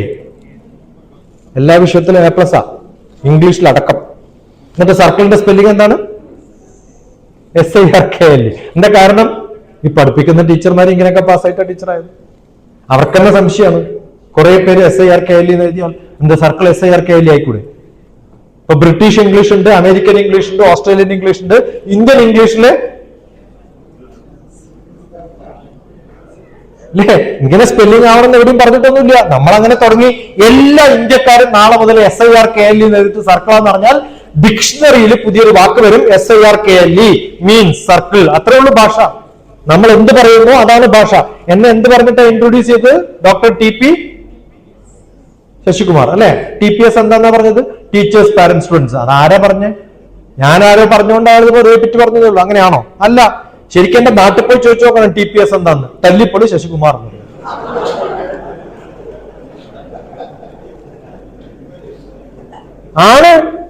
8ാം ക്ലാസ്സിൽ ഏറ്റവും മോശം സ്റ്റുഡന്റ് ആയിട്ട് പുറത്താക്കപ്പെട്ടിട്ടുള്ള ശശികുമാറാണ്.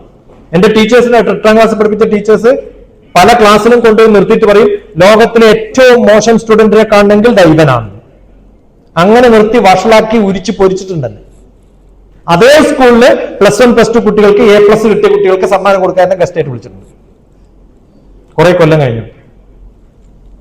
പക്ഷെ അന്ന് തല്ലായിരുന്നു. പിന്നെ തല്ലിന് വേറൊരു മലയാള വാക്കുണ്ട്, എന്താ? അടി. തല്ലിപ്പൊളി എന്തായി മാറി? അടിപൊളിയായി മാറി. മലയാള ഭാഷ പോലെ ഒരു പൊട്ട ഭാഷ ലോകത്തില്ല, അറിയോ നമുക്ക്? വെറും എന്റെ ക്ലാസ് കേൾക്കാണ്ട എന്റെ ക്ലാസ്സിൽ വിളിച്ചിരിക്കുന്നത്. ഞാൻ ഈ ക്ലാസ് ആകെ കൊളാക്കാൻ പോവാണ്. എന്താക്കാൻ പോവാണ്? കൊളാക്കാൻ പോവാണ്. കൊളമാക്കുക എന്ന് പറഞ്ഞാൽ നല്ലതാണോ മോശമാണോ? നിങ്ങൾ തന്നെ പറഞ്ഞു. ഈ ക്ലാസ് കൊളാക്കി എന്ന് പറഞ്ഞാൽ നമ്മൾ ധാരണ എന്താണ്? ക്ലാസ് മോശമായി എന്നല്ലേ? കുളം നല്ല സ്ഥലല്ലേ? ഈ ക്ലാസ് കൊളായി എന്ന് പറഞ്ഞതിന്റെ അർത്ഥം ക്ലാസ് കഴിഞ്ഞ് പോകുന്നവരൊക്കെ ശുദ്ധമായി പോയി എന്നല്ലേ? അപ്പൊ ക്ലാസ് കൊളാക്കുന്നത് നല്ലതല്ലേ? ആലോചിച്ചില്ല അല്ലേ? അപ്പൊ ഭാഷ എന്ന് പറയുന്നത് പോലും, അർത്ഥം എന്ന് പറയുന്നത് പോലും ചിന്തിക്കാതെ സംസാരിക്കുമ്പോഴാണ് എന്ത് പറ്റുന്നത്? നമുക്ക് അർത്ഥം മാറിപ്പോകുന്നു. അതുകൊണ്ട് നമ്മുടെ കുട്ടികൾക്ക് ഉണ്ടാവേണ്ട ഏറ്റവും നല്ല കഴിവെന്താ അറിയോ?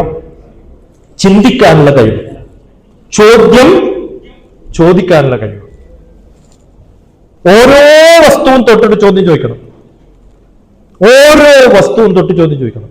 ഓരോ ചെറു ഓക്കെ, ഓരോ ചെറു വസ്തുവിലും വിരൽ തൊട്ടങ്ങ് ചോദിക്കൂ, എങ്ങനെ ഇത് കിട്ടി നിങ്ങൾക്ക്? Where, when, why, what, how, എന്ത് വേണമെങ്കിലും ചോദിക്കണം. ആ ചോദിക്കാനുള്ള ചോദ്യം നിങ്ങളുടെ കുട്ടികളിലുണ്ടോ, അവര് നാളെ ലോകത്തെ ഏറ്റവും ഗ്രേറ്റസ്റ്റ് ആവും. ആ ചോദ്യം ഇല്ലാത്തതാണ്. എല്ലാ കുട്ടികളും ജനിക്കുമ്പോ എന്താ ചെയ്യാ? ഇതെന്താ, അതെന്താ, ഇതെന്താ എല്ലാ മക്കളും ചോദിക്കും ഇല്ലേ? ആണോ അല്ലയോ? എന്നിട്ട് നമ്മൾ അവരോട് പറയും മിണ്ടാണ്ടിരിക്കടാ പറയും. കാരണം എന്താ? കാരണം അതിനുത്തരം നമുക്കറിയില്ല. പിന്നെ കുറച്ച് ഇതെന്താ, നിങ്ങൾക്ക് എന്താ ചെയ്യും? ആണോ അല്ലയോ? LKG UKG ടീച്ചർമാര്, നഴ്സറി ഏറ്റവും കൂടുതൽ ഉപയോഗിക്കുന്ന വാക്ക് എന്താ അറിയോ? Keep quiet, shut up, don't make noise, silence please. ആണോ അല്ലയോ? അവരെന്താ ചെയ്യണേ? ഷൗട്ടിങ്. അവർ പഠിപ്പിക്കുന്നതോ സൈലന്റ് ആവാൻ. 300 കുട്ടികളെ എനിക്ക് തരിക. നിങ്ങൾ ഏതെങ്കിലും സ്കൂളില് നിങ്ങൾക്ക് കൺട്രോൾ ചെയ്യാൻ പറ്റാത്ത 300 കുട്ടികളെ എനിക്ക് താ. 6 മണിക്കൂർ മിണ്ടാതിരുത്താൻ ഞാൻ ഒരു പ്രാവശ്യം പോലും മിണ്ടാതിരിക്കുമെന്ന് പറയാതെ. ഞാൻ പലയിടത്തും ചെയ്തിട്ടുള്ളൂ, അതുകൊണ്ടാണ് പറയുന്നത്. അങ്ങനെ ഗ്യാരണ്ടി ആയിട്ട് പറയണേ. ഒരു ബുദ്ധിമുട്ടുമില്ല പിള്ളേരൊന്നും ഇറങ്ങാണ്ടിരിക്കാൻ. പക്ഷെ അതിന് വേറെ പണിയുണ്ട്. മിണ്ടരുത് എന്ന് പറഞ്ഞാൽ അവർ മിണ്ടിക്കൊണ്ടിരിക്കും. കാരണം കാണുന്നത് തന്നെ മിണ്ടുന്നതാ. ഞാൻ അമേരിക്കയിൽ നടത്തിയ ഒരു ക്യാമ്പ് ഉണ്ട്. അമേരിക്കയിൽ നമുക്ക് ഷൗട്ട് ചെയ്യാൻ പാടില്ല. ശബ്ദം കുറച്ചിട്ടേ പറയാവൂ. ഉറക്കെ പറഞ്ഞാൽ തന്നെ അവർ കംപ്ലൈന്റ് പറയും. അപ്പൊ ഇതേപോലെ ഒരു ക്യാമ്പിലാണ് 150 പിള്ളേര്. ആദ്യം വരുന്ന കുട്ടി എങ്ങനെയാണോ ബിഹേവ് ചെയ്യുന്നത് അത് കണ്ടിട്ടാണ് അടുത്ത കുട്ടി ബിഹേവ് ചെയ്യുക. അത്രേ ഉള്ളൂ. ആദ്യം ഒരു കുട്ടിയെ മാത്രം നമ്മൾ പറഞ്ഞു കൊടുത്താൽ മറ്റേ കുട്ടി കയറുമ്പോഴത്തേക്ക് എന്താ കാണുന്നത്? അവരെന്താണോ ചെയ്യുന്നത് അത് അടുത്ത കുട്ടി റിപ്പീറ്റ് ചെയ്യും. വളരെ എളുപ്പ. ആദ്യത്തെ ഒരു കുട്ടിയെ നമ്മൾ കണ്ടീഷൻ ചെയ്താൽ ബാക്കി എല്ലാവരും എന്താവും? കണ്ടീഷൻ ഉണ്ടാവും. വളരെ എളുപ്പ. അതുപോലെ ഗ്രൂപ്പ് സ്റ്റഡീസ് ഏറ്റവും നല്ല ക്ലാസ് എന്ന് പറയുന്നത്, ഏതെങ്കിലും ഒരു കുട്ടി ഒരു ചോദ്യം ചോദിക്കുമ്പോൾ നമ്മൾ നിങ്ങളുടെ കുട്ടികൾക്ക്, എനിക്ക് റിപ്പീറ്റ് ചെയ്തിട്ട് കിട്ടിയില്ല, കേരളത്തിൽ മാത്രമുള്ള ഒരു ദുശകുനാണ് ഈ റിപ്പീറ്റ് എന്ന് പറയുന്നത്. വേറെ ഒരു ലോകത്തും ഇല്ല. 2 സിനിമകൾ നിങ്ങൾ കാണും. ഒന്ന് കോട്ട ഫാക്ടറി, 2 കേട്ടിട്ടുണ്ടോ? ഒന്നും കേട്ടിട്ടില്ലേ? Crash course. തെലുങ്കിലൊരു സിനിമയുണ്ട് പ്രഷർ കുക്കർ, അതും കൂടി കാണും. അപ്പൊ അതിനകത്ത് മനസ്സിലാവും കുട്ടികളെ എങ്ങനെയൊക്കെയാണ് വറുത്ത് പൊരിച്ചെടുക്കുന്നത്. അത് ഏറ്റവും കൂടുതൽ തുടങ്ങിയ സ്ഥലത്താണ് ഞാൻ വരുന്നത്, ഹൈദരാബാദ്. 2 സ്കൂളുകളേ ഉള്ളൂ 10ാം ക്ലാസ്സിന് ശേഷം. എന്താണെന്നറിയോ? കേട്ടിട്ടുണ്ടോ? Chaitanya group of institutions. Count ചെയ്ത് നോക്കുക, 1000-ലധികം ഉണ്ട്. പിന്നൊന്ന് നാരായണ ഗ്രൂപ്പ് എന്നാണ്. എന്താണ്? ചൈതന്യ നാരായണ. ഞാൻ കോവിഡ് കാലത്തെങ്ങാണ്ട് വിവേകാനന്ദന്റെ ബർത്ത്ഡേ ദിവസം, ഏതാ Vivekananda birthday? Vivekananda birthday date എത്രയാണ്? നാഷണൽ യൂത്ത് ഡേ ആയിട്ട് ആഘോഷിക്കുന്നതാണ്. അതുകൊണ്ടാണ് ചോദിച്ചത്. ജനുവരി 12. അപ്പൊ അന്ന് ഞാൻ കൊടുക്കുന്ന ഒരു പ്രഭാഷണത്തിൽ ഞാൻ പറഞ്ഞു, കോവിഡ് കാലത്ത് നമ്മൾ പറഞ്ഞിരുന്നു ചൈനയിൽ നിന്ന് വന്ന ഡിസീസാണ്. ആണല്ലേ? ഞാൻ പറഞ്ഞു ആ ഡിസീസ് ഹൈദരാബാദിൽ തുടങ്ങിയിട്ട് കുറെ വർഷങ്ങളായി. Chaitanya Narayana disease, China disease. എങ്ങനെങ്കിലും പൊരിച്ചെടുക്കുകയാണ് അവര്. അങ്ങനെ പഠിപ്പിച്ചിട്ട് കാര്യമില്ല. കോമ്പറ്റീഷൻ ഉണ്ടാക്കിയിട്ട് എങ്ങനെയെങ്കിലൊക്കെ പഠിപ്പിച്ചെടുക്കുകയാണ്. അതല്ല വേണ്ടത്. ഇഷ്ടത്തോടു കൂടി പഠിക്കാൻ പറ്റും. They should have passion for subject. എങ്ങനെ ഉണ്ടാക്കുക? നിങ്ങൾ ഓരോരുത്തരും പഠിപ്പിക്കുമ്പോൾ ആ വിഷയമാണ് ഏറ്റവും ഇമ്പോർട്ടന്റ് എന്ന് പറഞ്ഞ് മനസ്സിലാക്കി കൊടുക്കണം. നിങ്ങൾ മാർക്കറ്റ് ചെയ്യണം നിങ്ങളുടെ വിഷയം. ആ കുട്ടികളെ മനസ്സിലാക്കണം. അവരുടെ പ്രശ്നങ്ങൾ അറിയണം. അവരോട് ഡീൽ ചെയ്യാൻ പറ്റണം. അവരെ പഠിപ്പിക്കണ്ട, അവർ സ്വന്തം പഠിക്കാൻ താല്പര്യമുള്ളവരാക്കിയിട്ട് മാറ്റണം. അങ്ങനെ 30 points to students, 30 points, 20 points to parents and teachers. ഒരു ബ്ലോഗ് ഉണ്ട്, എപ്പോഴെങ്കിലും പറ്റുകയാണെങ്കിൽ ഒന്ന് നോക്കൂ. 10-20 കൊല്ലം മുമ്പ് എഴുതിയതാണ്. കുറേ കുട്ടികളെ സഹായിച്ചിട്ടുണ്ട്. 30 പോയിന്റ്സ് സ്റ്റുഡൻസിന്, 20 പോയിന്റ്സ് പാരന്റ്സിനും ടീച്ചേഴ്സിനും. എങ്ങനെ പഠിക്കണം, എങ്ങനെ പഠിപ്പിക്കണം, വളരെ എളുപ്പമാണ്. അവർക്ക് താല്പര്യമുള്ളവരാണെങ്കിൽ അവർ കൃത്യമായിട്ട് പഠിക്കും. ഏതെങ്കിലും സിനിമാ തിയേറ്ററിൽ 2.5 മണിക്കൂർ സിനിമ കാണുമ്പോ കോൺസെൻട്രേഷൻ ഇല്ലാണ്ടായിട്ടുണ്ടോ? ഉണ്ടോ? 40 മിനിറ്റ് ക്ലാസ്സിലിരിക്കുമ്പോൾ പിള്ളേർക്ക് കോൺസെൻട്രേഷൻ ഉണ്ടോ? എന്താ കാരണം? ഏതെങ്കിലും സിനിമ ഡയറക്ടർ സിനിമയുടെ ഇടയിൽ വന്നിട്ട് attention please, please look at the cinema എന്നെല്ലാം പറയാറുണ്ടോ? ഇല്ലല്ലോ. ക്ലാസ്സിൽ എന്താ എങ്ങനെ പറഞ്ഞുകൊണ്ടിരിക്കേണ്ടി വരുന്നത്? That means you are not dragging the attention of the children. അതെങ്ങനെ ഉണ്ടാക്കിയെടുക്കും? ആ മെത്തേഡാണ് നമ്മൾ പഠിക്കേണ്ടത്. How to attract your children towards your subject. അങ്ങനെ മാർക്കറ്റ് ചെയ്ത് കഴിഞ്ഞാൽ ബാക്കി ഭാഗങ്ങളൊക്കെ എളുപ്പം തീരും. അത് ഫിസിക്സ് ആയാലും കെമിസ്ട്രി ആയാലും മാത്തമാറ്റിക്സ് ആയാലും. പിന്നെ ഇന്നത്തെ ലോകം എന്ന് പറയുന്നത് ഇഷ്ടംപോലെ ടെക്നോളജി ഉള്ളൊരു ലോകമാണ്. അപ്പൊ എത്ര ടെക്നോളജി നിങ്ങൾക്ക് ഉപയോഗിക്കാൻ പറ്റും? ഓഗ്മെന്റഡ് റിയാലിറ്റി എന്നൊക്കെ കേട്ടിട്ടുണ്ട്, ആർട്ടിഫിഷ്യൽ ഇന്റലിജൻസ് കേട്ടിട്ടുണ്ട്. ഇതൊക്കെ ഉപയോഗിക്കാറുണ്ടോ നിങ്ങളുടെ ക്ലാസ്സുകളിൽ? How well you can do that. അതെങ്ങനെ നമുക്ക് സിമുലേഷനും അനിമേഷനും ഒക്കെ ഉണ്ടാക്കാൻ പറ്റും? മൾട്ടിമീഡിയ എങ്ങനെ ഉണ്ടാക്കാൻ പറ്റും ക്ലാസ്സുകളിൽ? ഇത് നിങ്ങൾ ചിന്തിച്ച് പുതിയതായിട്ട് ഉപയോഗിക്കുന്ന തരത്തിലേക്ക് ടെക്നോളജിയും കൂടി മിക്സ് ചെയ്ത് കഴിഞ്ഞാൽ യുവർ ക്ലാസ് ബിക്കംസ് ഗ്രേറ്റ്. ഒക്കെ അവൈലബിൾ ആണ്, നിങ്ങളൊന്നും തുടരേണ്ട കാര്യമില്ല.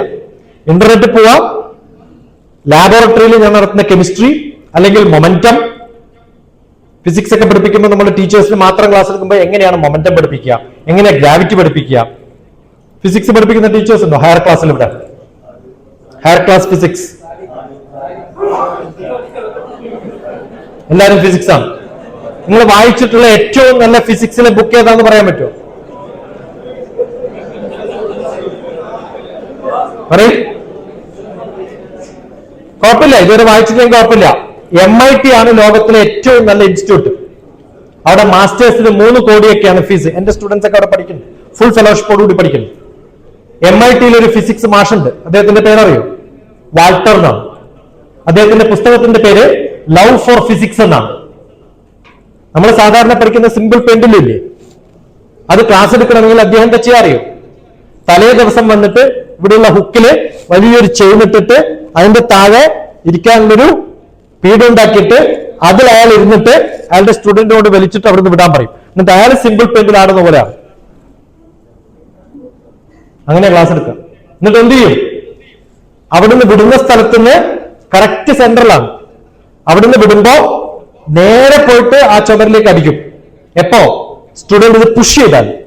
വെറുതെ റിലീസ് ചെയ്താലോ തൊട്ടടുത്തുനിന്ന് ഒരു 2 സെന്റിമീറ്റർ മാറിയിട്ട് നിൽക്കും. എന്നിട്ട് അയാൾ പറയും, I have faith in physics, I have faith in my student. അപ്പൊ നിങ്ങളെ അങ്ങനെയൊക്കെ ചെയ്യിപ്പിച്ചാലോ പിള്ളേർ ഒറ്റ അടി അടിക്കും അല്ലേ? കിട്ടിയ ചാൻസിൽ.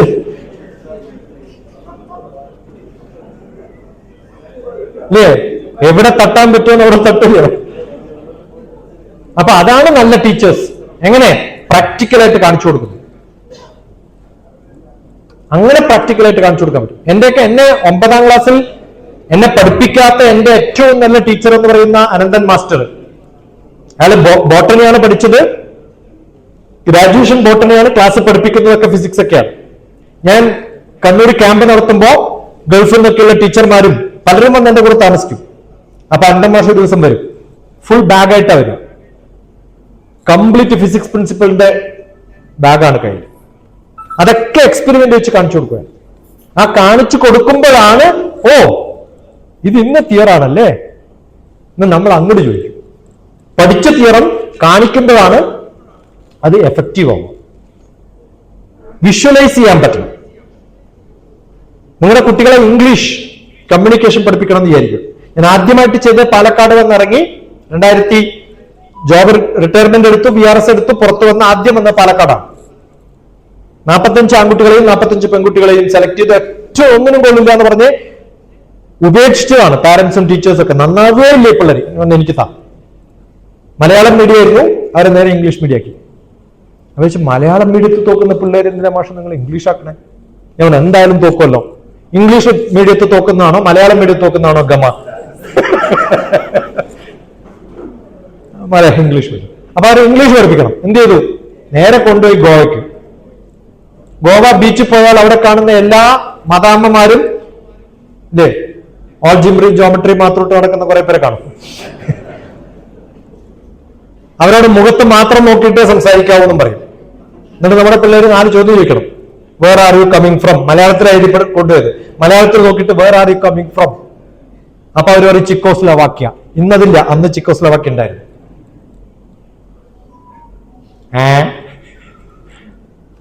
എഴുതിയെടുക്കും. അവർ മലയാളത്തിൽ എഴുതിയെടുക്കാം. ഈ ചോദ്യങ്ങളൊക്കെ മലയാളത്തിൽ എഴുതിയിട്ടുള്ളത്.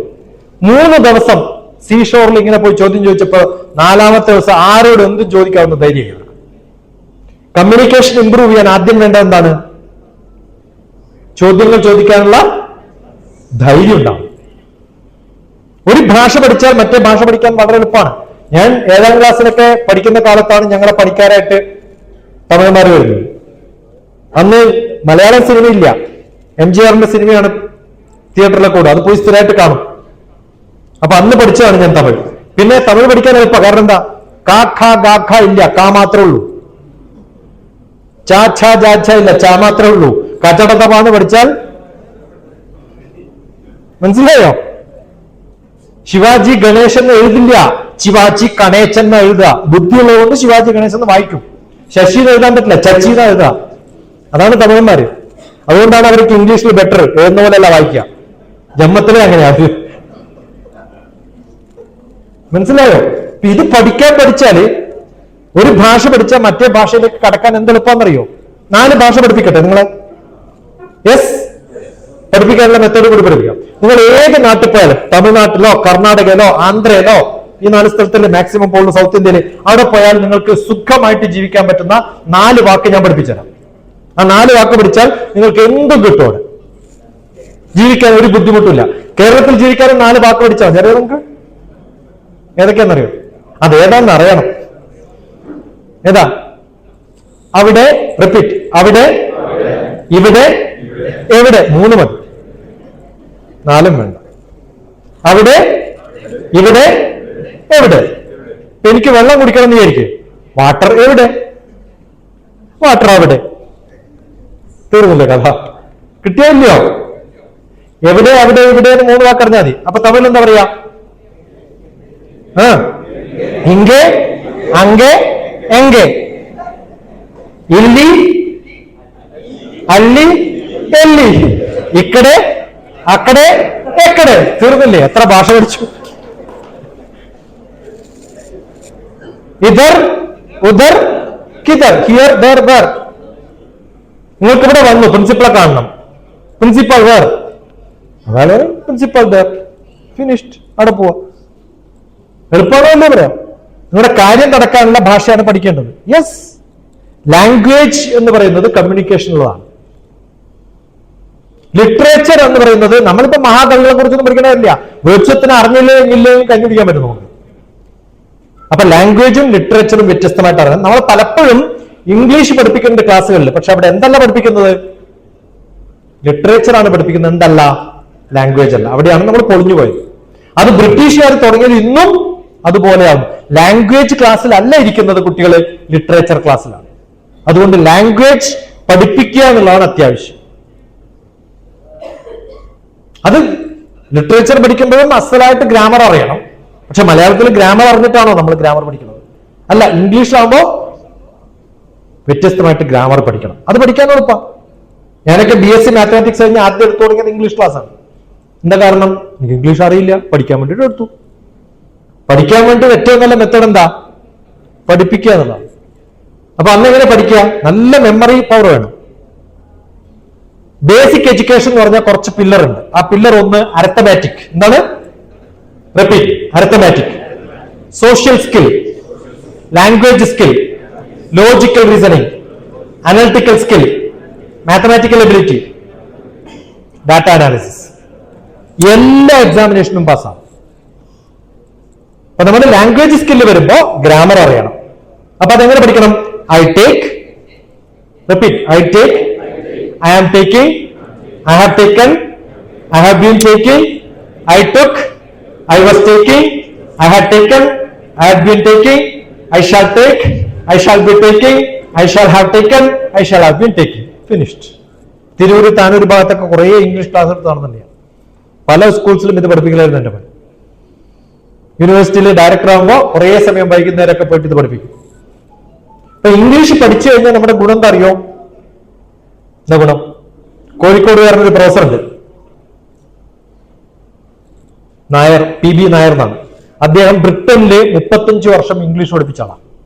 ആരെ പഠിപ്പിച്ചത്?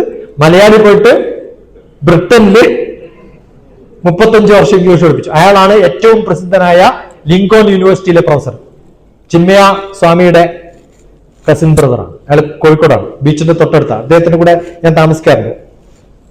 വന്നാൽ നമ്മുടെ മമ്മൂട്ടിയുടെ മകന്റെ ഒരു സിനിമ ഉണ്ടല്ലോ, ഉസ്താദ് ഹോട്ടൽ, അത് ഷൂട്ട് ചെയ്തതിന്റെ ലൊക്കേഷൻ നേരെ ഓപ്പോസിറ്റ് ആണ്. അപ്പൊ അന്ന് ഷൂട്ട് ചെയ്യുന്ന സമയത്ത് ഞാൻ അവിടെ താമസിക്കുന്നു.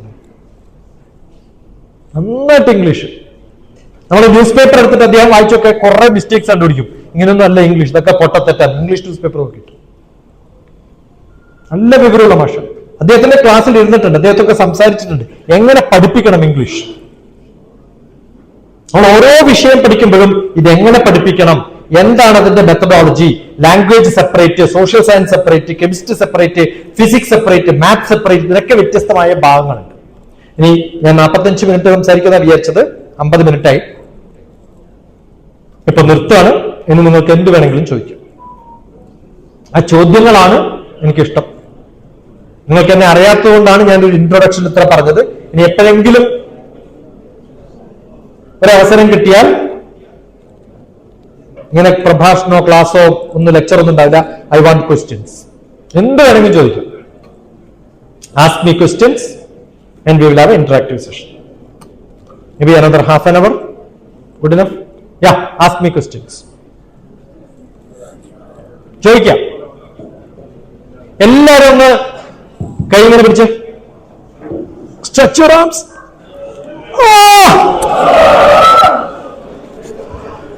Backbone straight. Yeah. അടുത്തിരിക്കുന്ന ആളോട് ചോദിക്കുക, അവരോട് എന്താ ചോദിക്കാൻ പറ്റാം. ഏറ്റവും നല്ല മെത്തഡ് അതാണ്. Derive questions. Discussions only make questions. അടുത്തിരിക്കുന്ന ആളോട് ചോദിക്കുക, എന്താ ചോദിക്കാൻ പറ്റുക.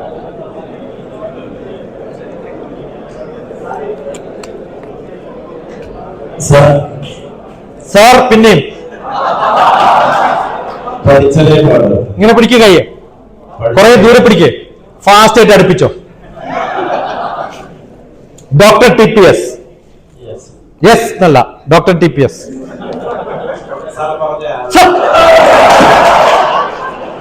ട്രാൻസ്ഫോർമേഷൻ കണ്ടില്ലേ? ട്രാൻസ്ഫോർമേഷൻ ഇങ്ങനെ അടിക്കും. തെലുങ്കിലൊക്കെ എല്ലാരും ഭഗവാന്മാരുടെ അടുത്ത് പ്രാർത്ഥിക്കാൻ പോകുമ്പോ ഇങ്ങനെ അടിക്കുക ചെയ്യാം. അതാണ്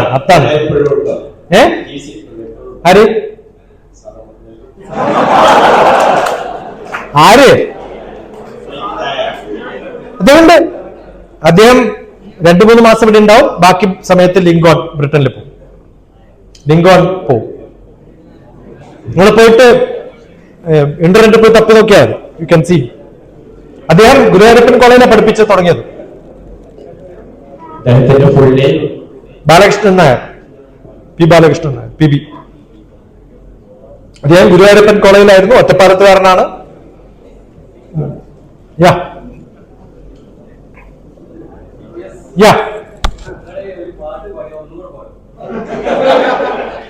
ഏത് പാട്ടാ? എന്തെന്ന ധീരത, ഓക്കെ, എന്തെന്ന ധീരത ഇപ്പോൾ തുടങ്ങുവിൻ, എല്ലാം നിങ്ങൾ പഠിക്കണം, തയ്യാറാവണം ഇപ്പോൾ തന്നെ, ആത്മശക്തിയായി മാറിയിടാൻ. അതിന്റെ ബാക്കിയാണ് ഓരോ ചെറു വസ്തുവിലും വിരൽ തൊട്ടങ്ങ് ചോദിക്കൂ, എങ്ങനെ ഇത് കിട്ടി നിങ്ങൾക്ക്. ഇങ്ങനെ കുറെ ഉണ്ട് അതിനകത്ത്. പുത്തനൊരായുധമാണു നിനക്ക്, പുസ്തകം കയ്യിലെടുത്തോളൂ. നിങ്ങളിത് കേട്ടിട്ടേ ഇല്ല? പാവം പരിഷത്തുകാർ ചത്തുപോയി. കേരള ശാസ്ത്ര സാഹിത്യ പരിഷത്തിന്റെ വൈസ് പ്രസിഡന്റ് ആയിരുന്നു എന്റെ ചേട്ടൻ. അപ്പൊ ഇതിന്റെയൊക്കെ റിഹേഴ്സൽ എന്റെ വീട്ടിലാണ് നടന്നത്, പാട്ട് പാട്ടിട്ട്. ആ സമയത്ത് ഇങ്ങനെ കേട്ട് പഠിച്ചതാണ്. കുറെ കൊല്ലം കഴിഞ്ഞപ്പോ കഴിഞ്ഞ കൊല്ലം ഇത് ഓർമ്മ വന്നു. അപ്പൊ എന്തിന് ധീരത ഡോക്ടർ TPS നടിച്ചാൽ ഇത് ഒരുവിധം കുറെ കാണും. അന്ന് ഓർമ്മയുള്ള ചിലതൊക്കെ ഞാൻ എഴുതി വെച്ചിട്ടുണ്ട്. അത് ഒരു റഷ്യൻ പാട്ട് ട്രാൻസ്ലേറ്റ് ചെയ്തതാണ്. അതിൽ കുറെ കറക്ഷൻ ഉണ്ട്. അത് ഞാൻ മാറ്റി എന്റെ നാട്ടിലുള്ള നല്ലൊരു പാട്ടുകാരനെ കൊണ്ട് ട്യൂണൊക്കെ ഇട്ടിട്ട് പിന്നെയും പാടിച്ചിട്ടുണ്ട്. Doctor TPS, thank you. അധ്യാപകന്റെ ഇപ്പോഴത്തെ അവസ്ഥ എന്ന് പറയുമ്പോൾ സാധ്യമായ 200 ദിവസങ്ങളിൽ ഒരു അധ്യാപകൻ തന്റെ കുട്ടികളെ, ഒരു ചൈൽഡ് സെന്റേർഡ് എഡ്യൂക്കേഷൻ ആണ്, കുട്ടിയാണ് ഒരു യൂണിറ്റ് ആയിട്ട് എടുക്കണം. ഈ പറഞ്ഞ എല്ലാ കാര്യങ്ങളും പഠിപ്പിക്കുകയും വേണം.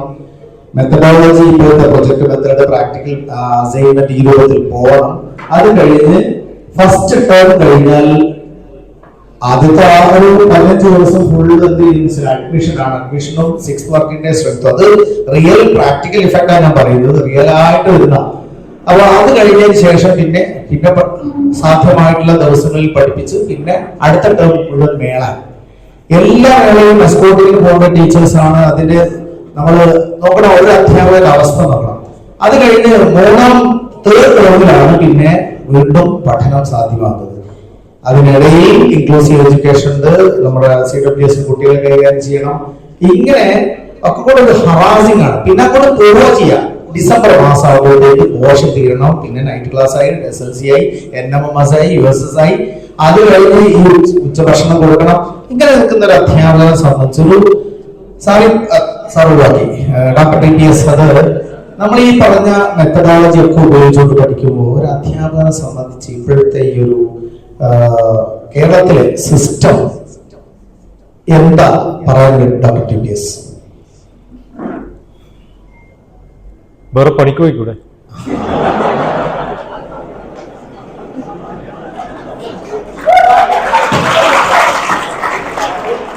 ഇത്ര ബുദ്ധിമുട്ടുള്ള പണി ഞാൻ ചോദിക്കട്ടെ. എന്റെ അമ്മയുടെ അച്ഛൻ തുടങ്ങിയ സ്കൂളാണ് എന്റെ നടുവിൽ ഹൈസ്കൂൾ. ആ നടുവിൽ ഹൈസ്കൂളില് എന്റെ എല്ലാ ബ്രദേഴ്സും ടീച്ചേഴ്സാണ്. കാരണം കുടുംബത്തിന്റെ സ്വത്താണല്ലോ സ്കൂള്. അപ്പൊ ഒരു പണിയും കിട്ടിയില്ലെങ്കിൽ നമ്മൾ എല്ലാവരും പിടിച്ച് ആരാക്കും? എന്നെ മാത്സ് പഠിപ്പിച്ചത് എന്റെ ഏട്ടൻ, സോഷ്യൽ സയൻസ് പഠിപ്പിച്ചത് എന്റെ ഏട്ടൻ. ഇതൊക്കെ റെക്കോർഡ് ചെയ്യുന്നുണ്ട്. ഇതൊക്കെ ഇരുന്ന് കാണിപ്പോ റിട്ടയർ ആയി. എന്താ പറയാ, എന്നെ കുറിച്ച് നീ പറഞ്ഞു അല്ലേ? പറഞ്ഞു. ഒരു പ്രാവശ്യം എഞ്ചിനീയറിംഗ് കോളേജിൽ ഒരു ടീച്ചർ വന്നിട്ട് പറഞ്ഞു, നിങ്ങളുടെ ഏട്ടൻ വലിയ ബെസ്റ്റ് ടീച്ചർ ആട്ടോ. ഞാൻ ഏത് ഏട്ടന്റെ കാര്യം പറയണം, ഞാൻ എന്റെ ഏട്ടനെ കണ്ടിട്ടില്ല ഇതുവരെ. എന്താ പറഞ്ഞു, ഇത് കേട്ടോ അതുപോലെ എന്റെ ഏട്ടനോട് എന്നെ കുറിച്ചാവില്ല, മാറിപ്പോയതായിരിക്കുന്നു. അപ്പോ ടീച്ചിങ് എന്ന് പറയുന്ന ഒരു നിങ്ങളാണോ അധികം കഷ്ടപ്പെടുന്നത് നിങ്ങളുടെ പിള്ളേരാണ്? ഞാൻ ചോദിക്കുന്നത്, നിങ്ങളാണോ കഷ്ടപ്പെടുന്നത്, നിങ്ങളുടെ കുട്ടികളാണോ ശരിക്കും അതിനെക്കാളും മെനക്കെടുന്നത്? വലിയ ബുദ്ധിമുട്ടാണ്, കുറേ പണിയുണ്ട്. കറക്റ്റ് ആണോ അല്ലയോ? ഞാൻ സമ്മതിക്കുന്നു. നമ്മളാണോ, പഠിക്കുന്ന കുട്ടിയാണോ, പഠിപ്പിക്കുന്ന ടീച്ചേഴ്സാണോ കൂടുതൽ മെനക്കെടുന്നത്? മിക്കവാറും ടീച്ചേഴ്സാണ്. കുട്ടികളെ എൻജോയ് ചെയ്യാം. നേരെ തിരിച്ചാൽ മതി. അതിലുള്ള മെത്തേഡാണ് 30 points to students, 20 points to parents and teachers. ഏത് വിഷയം പഠിപ്പിക്കണേ? ഞാൻ ഫിസിക്സ് ഒക്കെ പഠിപ്പിക്കാൻ എന്ത് സുഖ. നിങ്ങൾ മൊമെന്റം ഫുൾ പഠിപ്പിക്കാൻ വിചാരിക്കും. ഇങ്ങോട്ട് വാ, ഫിസിക്സ് മാഷിടം.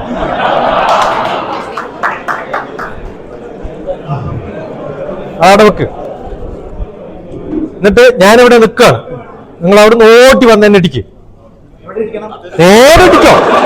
ആ, നേരെ വന്നെന്റെ മേത്ത് വീഴും. ഈ കിട്ടുന്ന ഇമ്പാക്റ്റ് ആണ് മൊമെന്റം. ഇദ്ദേഹം വലിയ ഫോഴ്സ് ഉള്ള ഒരാളാണ്, ഭയങ്കര സ്പീഡിലാണ് വരുന്നത്, നല്ല കനമുള്ള വ്യക്തിയാണ്. പോയി ഇടിച്ച് എന്ത് പറ്റും? ഒരു ഇമ്പാക്റ്റ് ഉണ്ടാവും അല്ലെ? ഇങ്ങനെയാണോ മൊമെന്റം ക്ലാസ് പഠിപ്പിച്ച ഇത്രയും കൊല്ലം? അല്ല, പറഞ്ഞത് ഇത് എന്നെക്കാളും വെയിറ്റ് ഉള്ളതാണ് സ്റ്റേജ്, ആണോ അല്ലയോ? ഞാൻ വളരെ ഫാസ്റ്റ് ആയിട്ട് വന്നിട്ട് ഇടിച്ചാൽ ഇതങ്ങോട്ട് പോവോ? എന്താ പോവാത്തെ? എന്നെക്കാളും വെയിറ്റ് അതിനുണ്ട്, മാസ് കൂടുതലാണ്, എന്റെ വെലോസിറ്റി എത്രയായാലും കടക്കില്ല. അതേസമയത്ത് ഞാൻ ചെറിയൊരു ബുള്ളറ്റാന്ന് വിചാരിക്കും, ഫാസ്റ്റ് ആയിട്ട് പോകുമ്പോ അതിനകത്ത് കടന്നു പോവില്ലയോ? അപ്പൊ വെലോസിറ്റി കൂടുമ്പോ ഇമ്പാക്ട് കൂടും, മാസ് കൂടുമ്പോ ഇമ്പാക്ട് കൂടും. ഇതാണ് മൊമെന്റം. ഫിസിക്സ് അല്ലാത്ത എല്ലാവർക്കും ഇത് മനസ്സിലായോ ഇല്ലയോ?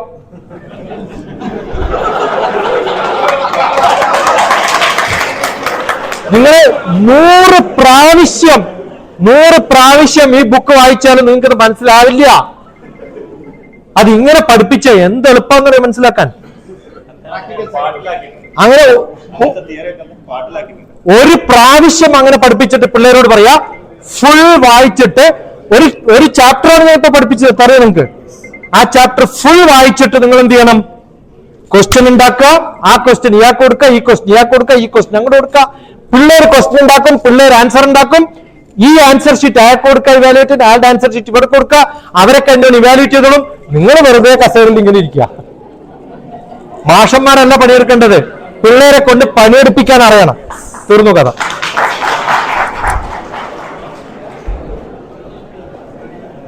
ഒരു സ്കൂളിൽ പോയിട്ട് നിങ്ങൾ കാണണം ഗോവ ഡോക്ടർ TPS. എന്താ കണ്ടേ?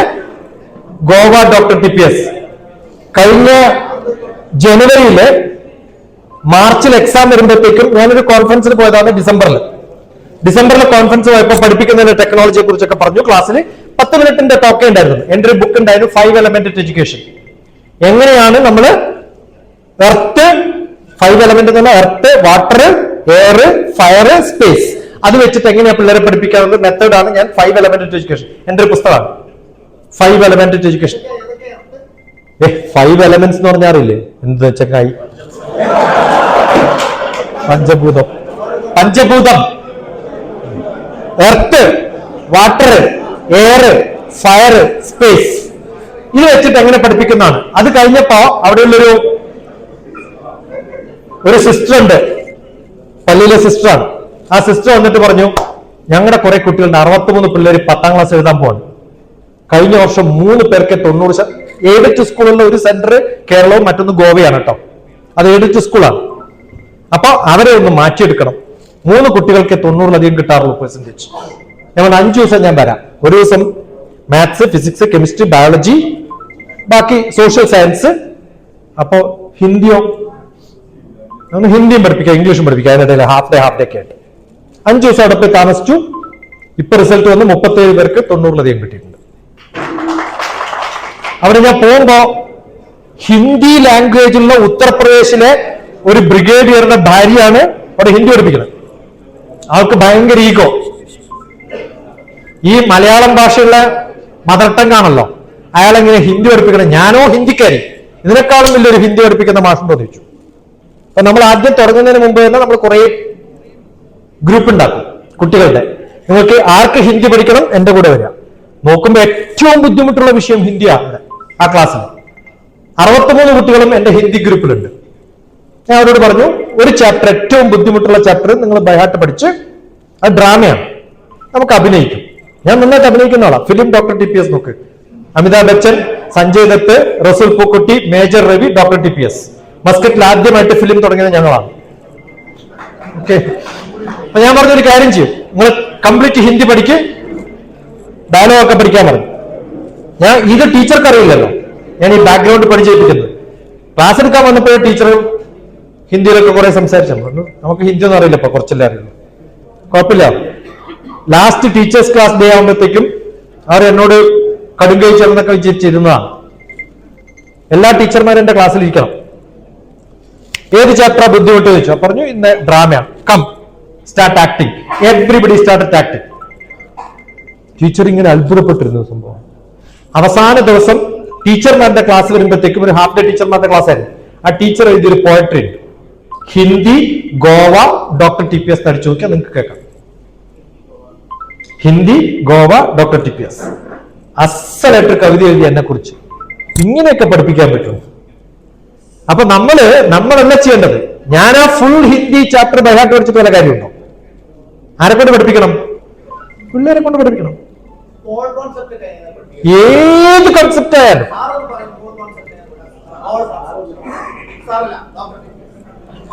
നിങ്ങൾ എങ്ങനെ പഠിപ്പിക്കാറ് നിങ്ങളുടെ ക്ലാസ്?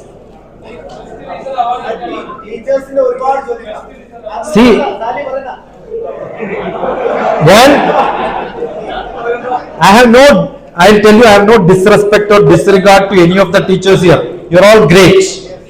പക്ഷെ ഞാൻ പറയുന്നത് എന്റെ അനുഭവത്തില് ഞാൻ കണ്ടിട്ടുള്ള നല്ല ടീച്ചേഴ്സ്, ഇപ്പൊ മിഞ്ഞാന്ന് മരിച്ച നർലേക്കർ അറിയോ, സ്പേസ് അസ്ട്രോണമിയുടെ താപ്പാൻ, അദ്ദേഹത്തിന്റെ ക്ലാസ്സിൽ ഞാൻ ഇരുന്നിട്ടുണ്ട്. കൊച്ചിൻ യൂണിവേഴ്സിറ്റി ഉള്ള സമയത്ത് പ്രൊഫസർ ത്രിവിക്രമൻ വലിയ ഗ്രേറ്റ് പ്രൊഫസേഴ്സാണ്. അപ്പൊ നമ്മൾ ഓരോ കൺസെപ്റ്റും എടുത്ത് പഠിപ്പിക്കുന്നത് അതിന്റെ എക്സ്പെരിമെന്റ്സ് ഉണ്ടാക്കും. ഓരോ കാര്യങ്ങളും കുറെ മനക്കെട്ടിട്ട് അതിന്റെ ബാക്ക്ഗ്രൗണ്ട് വർക്ക് ചെയ്ത് റെഡി ആയിട്ടാണ് ടീച്ചേഴ്സ് ഉണ്ടാക്കേണ്ടത്. ഒരു പ്രാവശ്യമല്ലേ ചെയ്യണ്ടു. Concept മാറുന്നില്ലല്ലോ, science മാറുന്നില്ലല്ലോ. ഞാൻ ഒരു കാര്യം ചെയ്യാം, നിങ്ങൾക്ക് അത്യാവശ്യമായിട്ട് നിങ്ങളുടെ സ്കൂളിലേക്ക് വിളിക്കേണ്ട ഒരു മാഷ ഞാൻ പറയാം. നിങ്ങളുടെ ഫുൾ ഫിസിക്സ് പഠിപ്പിക്കാൻ പറ്റിയ മാഷാണ് അനന്തൻ മാസ്റ്റർ. അദ്ദേഹം ഫുൾ ബാക്ക്, 10-25 വയസ്സായി, ബുദ്ധിമുട്ടൊക്കെ ഉണ്ടാവും. എപ്പോഴെങ്കിലും കോഴിക്കോട് വിളിക്കാൻ പറ്റുകയാണെങ്കിൽ ഹാഫ് ഡേ ഒക്കെ എടുക്കാൻ പറ്റുള്ളൂ. ഇപ്പൊ ആരോഗ്യം മോശമാണ്. പക്ഷെ എല്ലാ സാധനവും കൊണ്ടുവന്നിട്ട് ഡെമോൺസ്ട്രേറ്റ് പഠിപ്പിക്കും. അതല്ലെങ്കിൽ നിങ്ങളുടെ എല്ലാ ഫിസിക്സ് ടീച്ചേഴ്സും കൂടി ഒരു പ്രാവശ്യം കണ്ണൂർ വാ. I will make A training with Ananthan master. Plan it like that. Wonderful. Krishnakumar is also great. അതുപോലെ സുവോളജി ബയോളജി പഠിക്കാൻ പറ്റിയിട്ടുള്ള കുഞ്ഞികൃഷ്ണനുണ്ട്. കുറെ പേരുണ്ട് കേരളത്തിൽ. പക്ഷെ അവരുടെ കൺസെപ്റ്റ് നമ്മൾ ഇതേപോലുള്ള ക്ലാസ്സിലല്ല എടുക്കേണ്ടത്. സബ്ജക്ട് ഓറിയന്റഡ് ആണ്. Physics oriented, chemistry oriented, maths oriented. പിന്നെ ഏറ്റവും അത്യാവശ്യമായിട്ട് അറിയേണ്ടത് ടീച്ചേഴ്സ് അല്ല മെനക്കെടേണ്ടത്. ആര് മെനക്കെടണം? കുട്ടികൾക്ക് അസൈൻമെന്റ്സ് കൊടുക്കണം. എന്ത് അസൈൻമെന്റ്സാ കൊടുക്കേണ്ടത്? Ask your students to read the textbook and come to class. എളുപ്പം പഠിപ്പിക്കാം. നിങ്ങൾ ഒരു സിനിമക്ക് പോകുമ്പോ 100% കോൺസെൻട്രേഷൻ ഉണ്ടോ ഇല്ലയോ? എന്തുകൊണ്ടാണ് ക്ലാസ്സിൽ ഇല്ലാത്തത്? സിനിമക്ക് പോകുന്നതിന് മുമ്പ് ഏത് സിനിമക്കാ പോണത്, ആരാണ് അവിടെ അഭിനയിക്കുന്നത്, ആരാ ഡയറക്ട് ചെയ്യുന്നത്, ഏതാണ് പ്ലോട്ട്, ഏതാണ് പാട്ട്, ഇതൊക്കെ പഠിച്ചിട്ടാ പോണത്. ക്ലാസ്സിലേക്ക് വരുമ്പോൾ ആരെങ്കിലും പ്രിപ്പയർ ചെയ്യുന്നുണ്ടോ കുട്ടികൾ? അപ്പൊ ആദ്യം കുട്ടികൾ എന്ത് ചെയ്യണം? നാളെ ഇന്ന ക്ലാസ് ആണ് എടുക്കാൻ പോകുന്നത്, ഇന്ന ചാപ്റ്റർ ആണ് അവർക്കറിയാം. അത് ഫുൾ പഠിച്ചിട്ടേ വരാവൂന്ന് പറയും. പകുതിപ്പണി കഴിഞ്ഞു. അത് വായിക്കുമ്പോ അവർക്ക് ഓരോ ടെക്നോളജിയും ടെർമിനോളജിയുടെയും അർത്ഥം അറിയില്ല. അത് ശരിക്കും പഠിക്കണം. ഇപ്പൊ ഇംഗ്ലീഷ് മീഡിയക്കാണെങ്കിൽ അതിന്റെ അർത്ഥം നോക്കി മനസ്സിലാക്കിയിട്ട് വരണം. ഓരോ വാക്കുകളുടെയും അർത്ഥം ഉണ്ടാക്കി, ഡിക്ഷണറി ഉണ്ടാക്കി, ഡെഫിനിഷൻ ഉണ്ടാക്കി പഠിച്ചു വന്നു കഴിഞ്ഞാൽ കേൾക്കുമ്പോൾ നല്ല സൗന്ദര്യമുള്ള ക്ലാസ്സാവും. ഇതൊന്നും അറിയാതെയാണ് അവർ ക്ലാസ്സിലിരിക്കുന്നത്. അതുകൊണ്ടാണ് ഈ കുഴപ്പം. അതുകൊണ്ട് പ്രീ പ്രിപ്പറേഷൻ നമ്പർ 1. നമ്പർ 2, ഓരോ സ്റ്റുഡന്റും ക്ലാസ്സിൽ നോട്ട് എഴുതണം. നിങ്ങൾ നോട്ട് കൊടുക്കരുത്. ആ നോട്ട് എഴുതുമ്പോ അവർക്ക് ശ്രദ്ധ കൂടും. നോട്ട് എഴുതാത്തിടത്തോളം കാലം അവരുടെ ശ്രദ്ധ വിടില്ല. പോയിന്റ്സ് എഴുതി വെക്കണം. നമ്പർ 3, അത് കുട്ടികളെ അടുത്ത കുട്ടികളുമായിട്ട് ഡിസ്കസ് ചെയ്യണം. ആചാര്യ പാദമാദത്തെ പാദം ശിഷ്യസ്വമേധയാ പാദം സ ബ്രഹ്മചാരിഭ്യ പാദം കാലക്രമേണ ചാമം. ആചാര്യ പാദമാദത്തെ 1/4 നോളജ് ആചാര്യനിൽ നിന്ന് മാത്രമേ കിട്ടുള്ളൂ. 1/4 അവർ സ്വന്തം പഠിച്ചുണ്ടാക്കണം.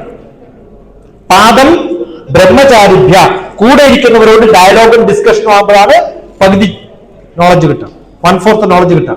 പാദം കാലക്രമേണ, ബാക്കി എക്സ്പീരിയൻസും ഉണ്ട്. അപ്പൊ നമ്മൾ പഠിപ്പിച്ചത് കൊണ്ട് കുട്ടികൾക്ക് 25% ആര് പഠിപ്പിച്ചാലേ? ആചാര്യൻ പഠിപ്പിച്ചാൽ 25 കിട്ടുള്ളൂ. പക്ഷെ ഇന്ന് എന്തുകൊണ്ടാണ് 90% കിട്ടുന്നത്? പഴയ ക്വസ്റ്റ്യൻസും അവരതുപോലെ പഠിച്ചു എഴുതുന്നു മാത്രം.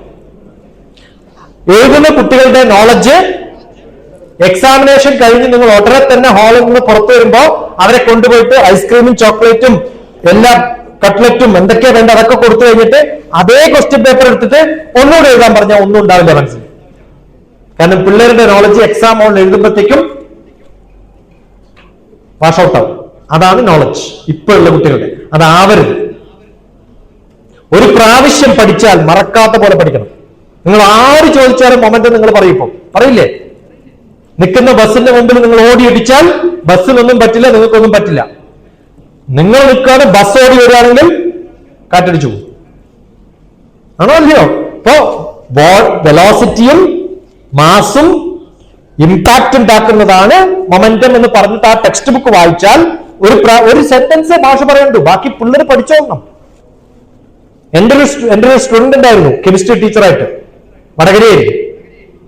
ഞാൻ പഠിപ്പിച്ചു വിടുന്ന സമയത്ത് പണ്ട് 81 ഞാൻ ഈ പണി തുടങ്ങിയ 81 ഞാൻ BSc പഠിക്കുന്ന എന്റെ ജൂനിയർ സ്റ്റുഡൻസ് എന്റെ സ്റ്റുഡൻസ് ആണ്.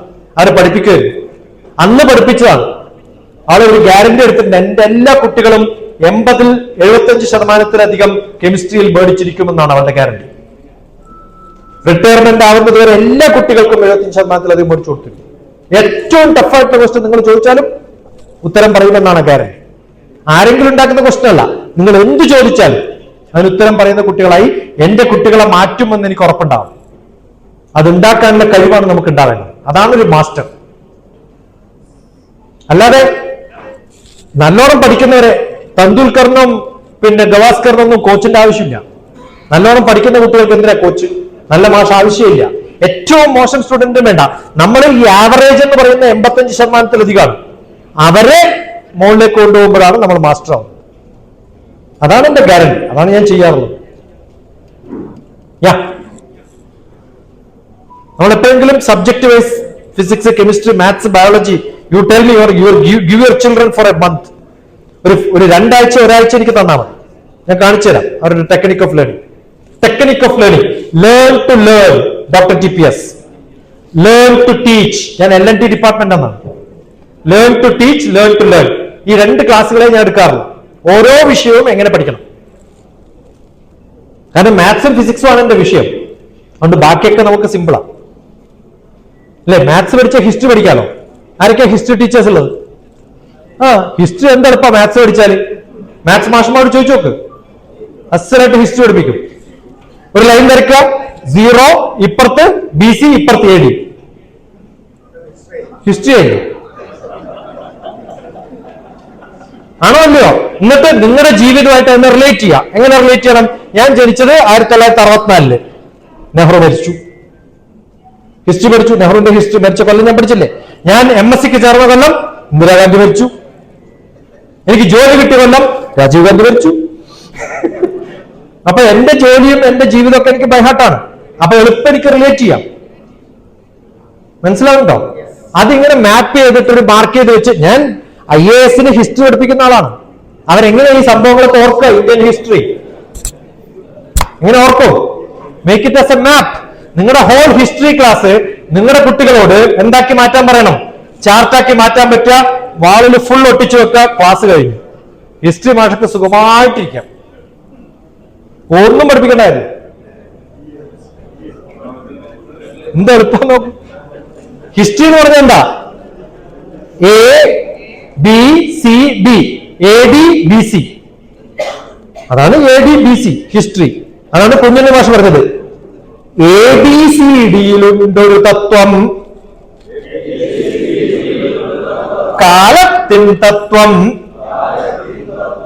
ഏടിക്കുള്ളിൽ കുടുങ്ങിക്കിടക്കുന്നു BC എന്നാണ് ആ തത്വം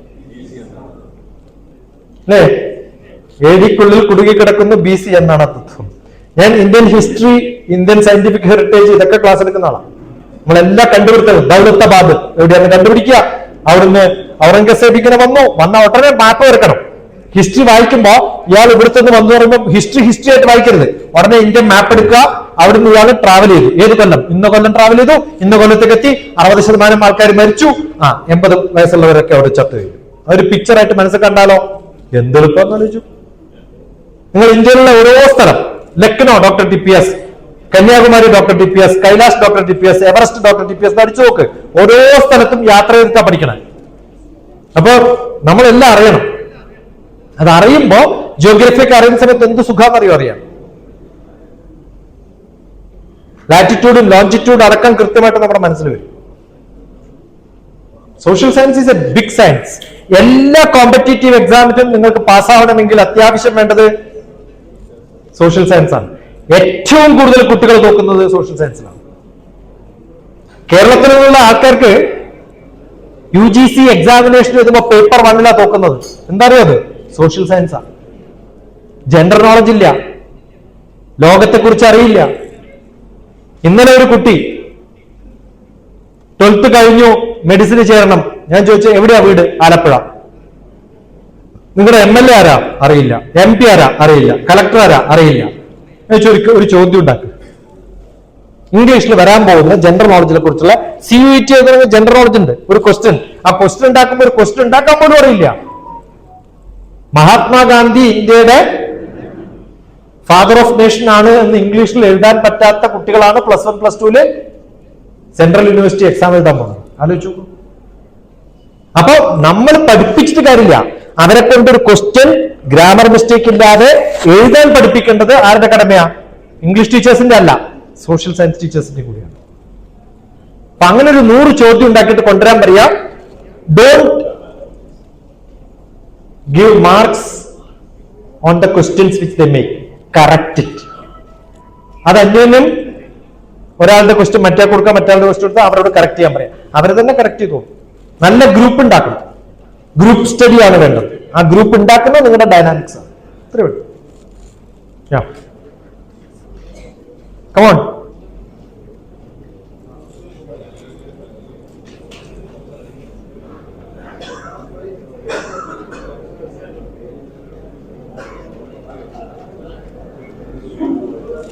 ഞാനിപ്പോ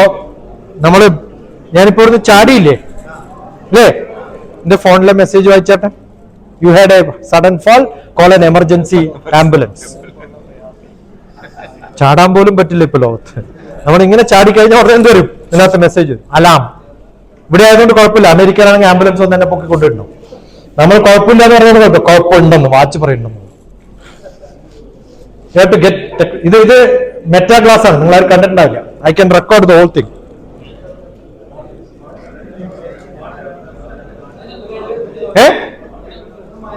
ദിസ് എ മെറ്റാ ക്ലാസ്. ഒരു ബട്ടൺ ഉണ്ട്. I got a button here. Switch on. The switch on ചെയ്തു കഴിഞ്ഞാൽ the camera works here. You can see the light. And I can record the class here. Yes.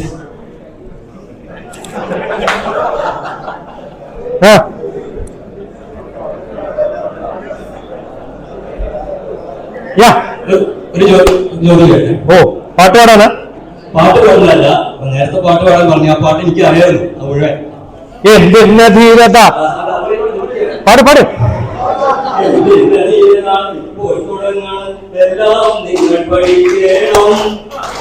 തയ്യാറാവൻ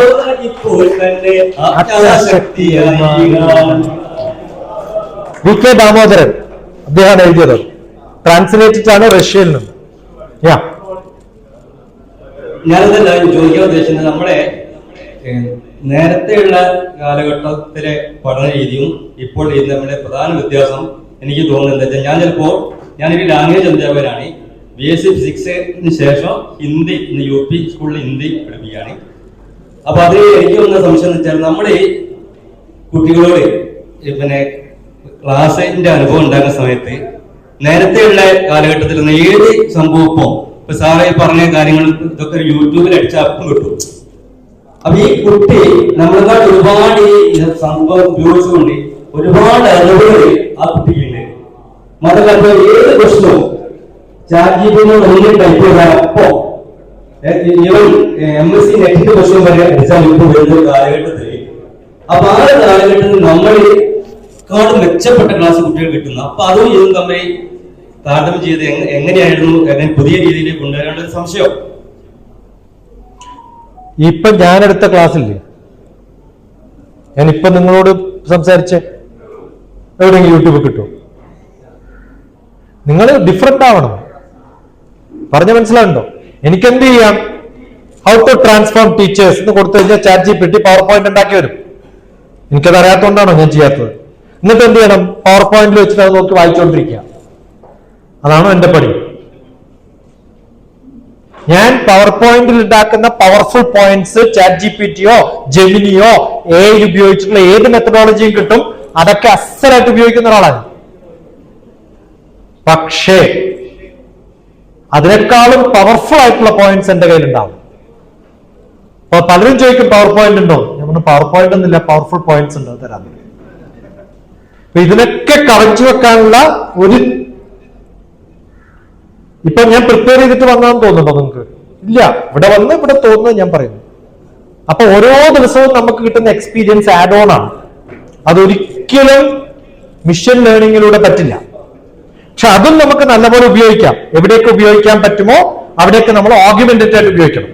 അതുകൊണ്ട് നമ്മുടെ ക്ലാസ്സുകള് physical ക്ലാസ്സും എന്ത് ക്ലാസ്സും കൂടി വേണം, ഓൺലൈൻ, ഓപ്പൺ, യൂണിവേഴ്സിറ്റികളിൽ കിട്ടുന്ന എല്ലാ മൾട്ടിമീഡിയ മെത്തേഡ്സ് ഉപയോഗിച്ചുള്ള ക്ലാസ്സുകളായിട്ട് മാറണം. അത് രണ്ടും ഒരുപോലെ ഉപയോഗിക്കാൻ പറ്റുമ്പോഴാണ് നമ്മൾ പവർഫുൾ ടീച്ചേഴ്സ് ആവുന്നത്.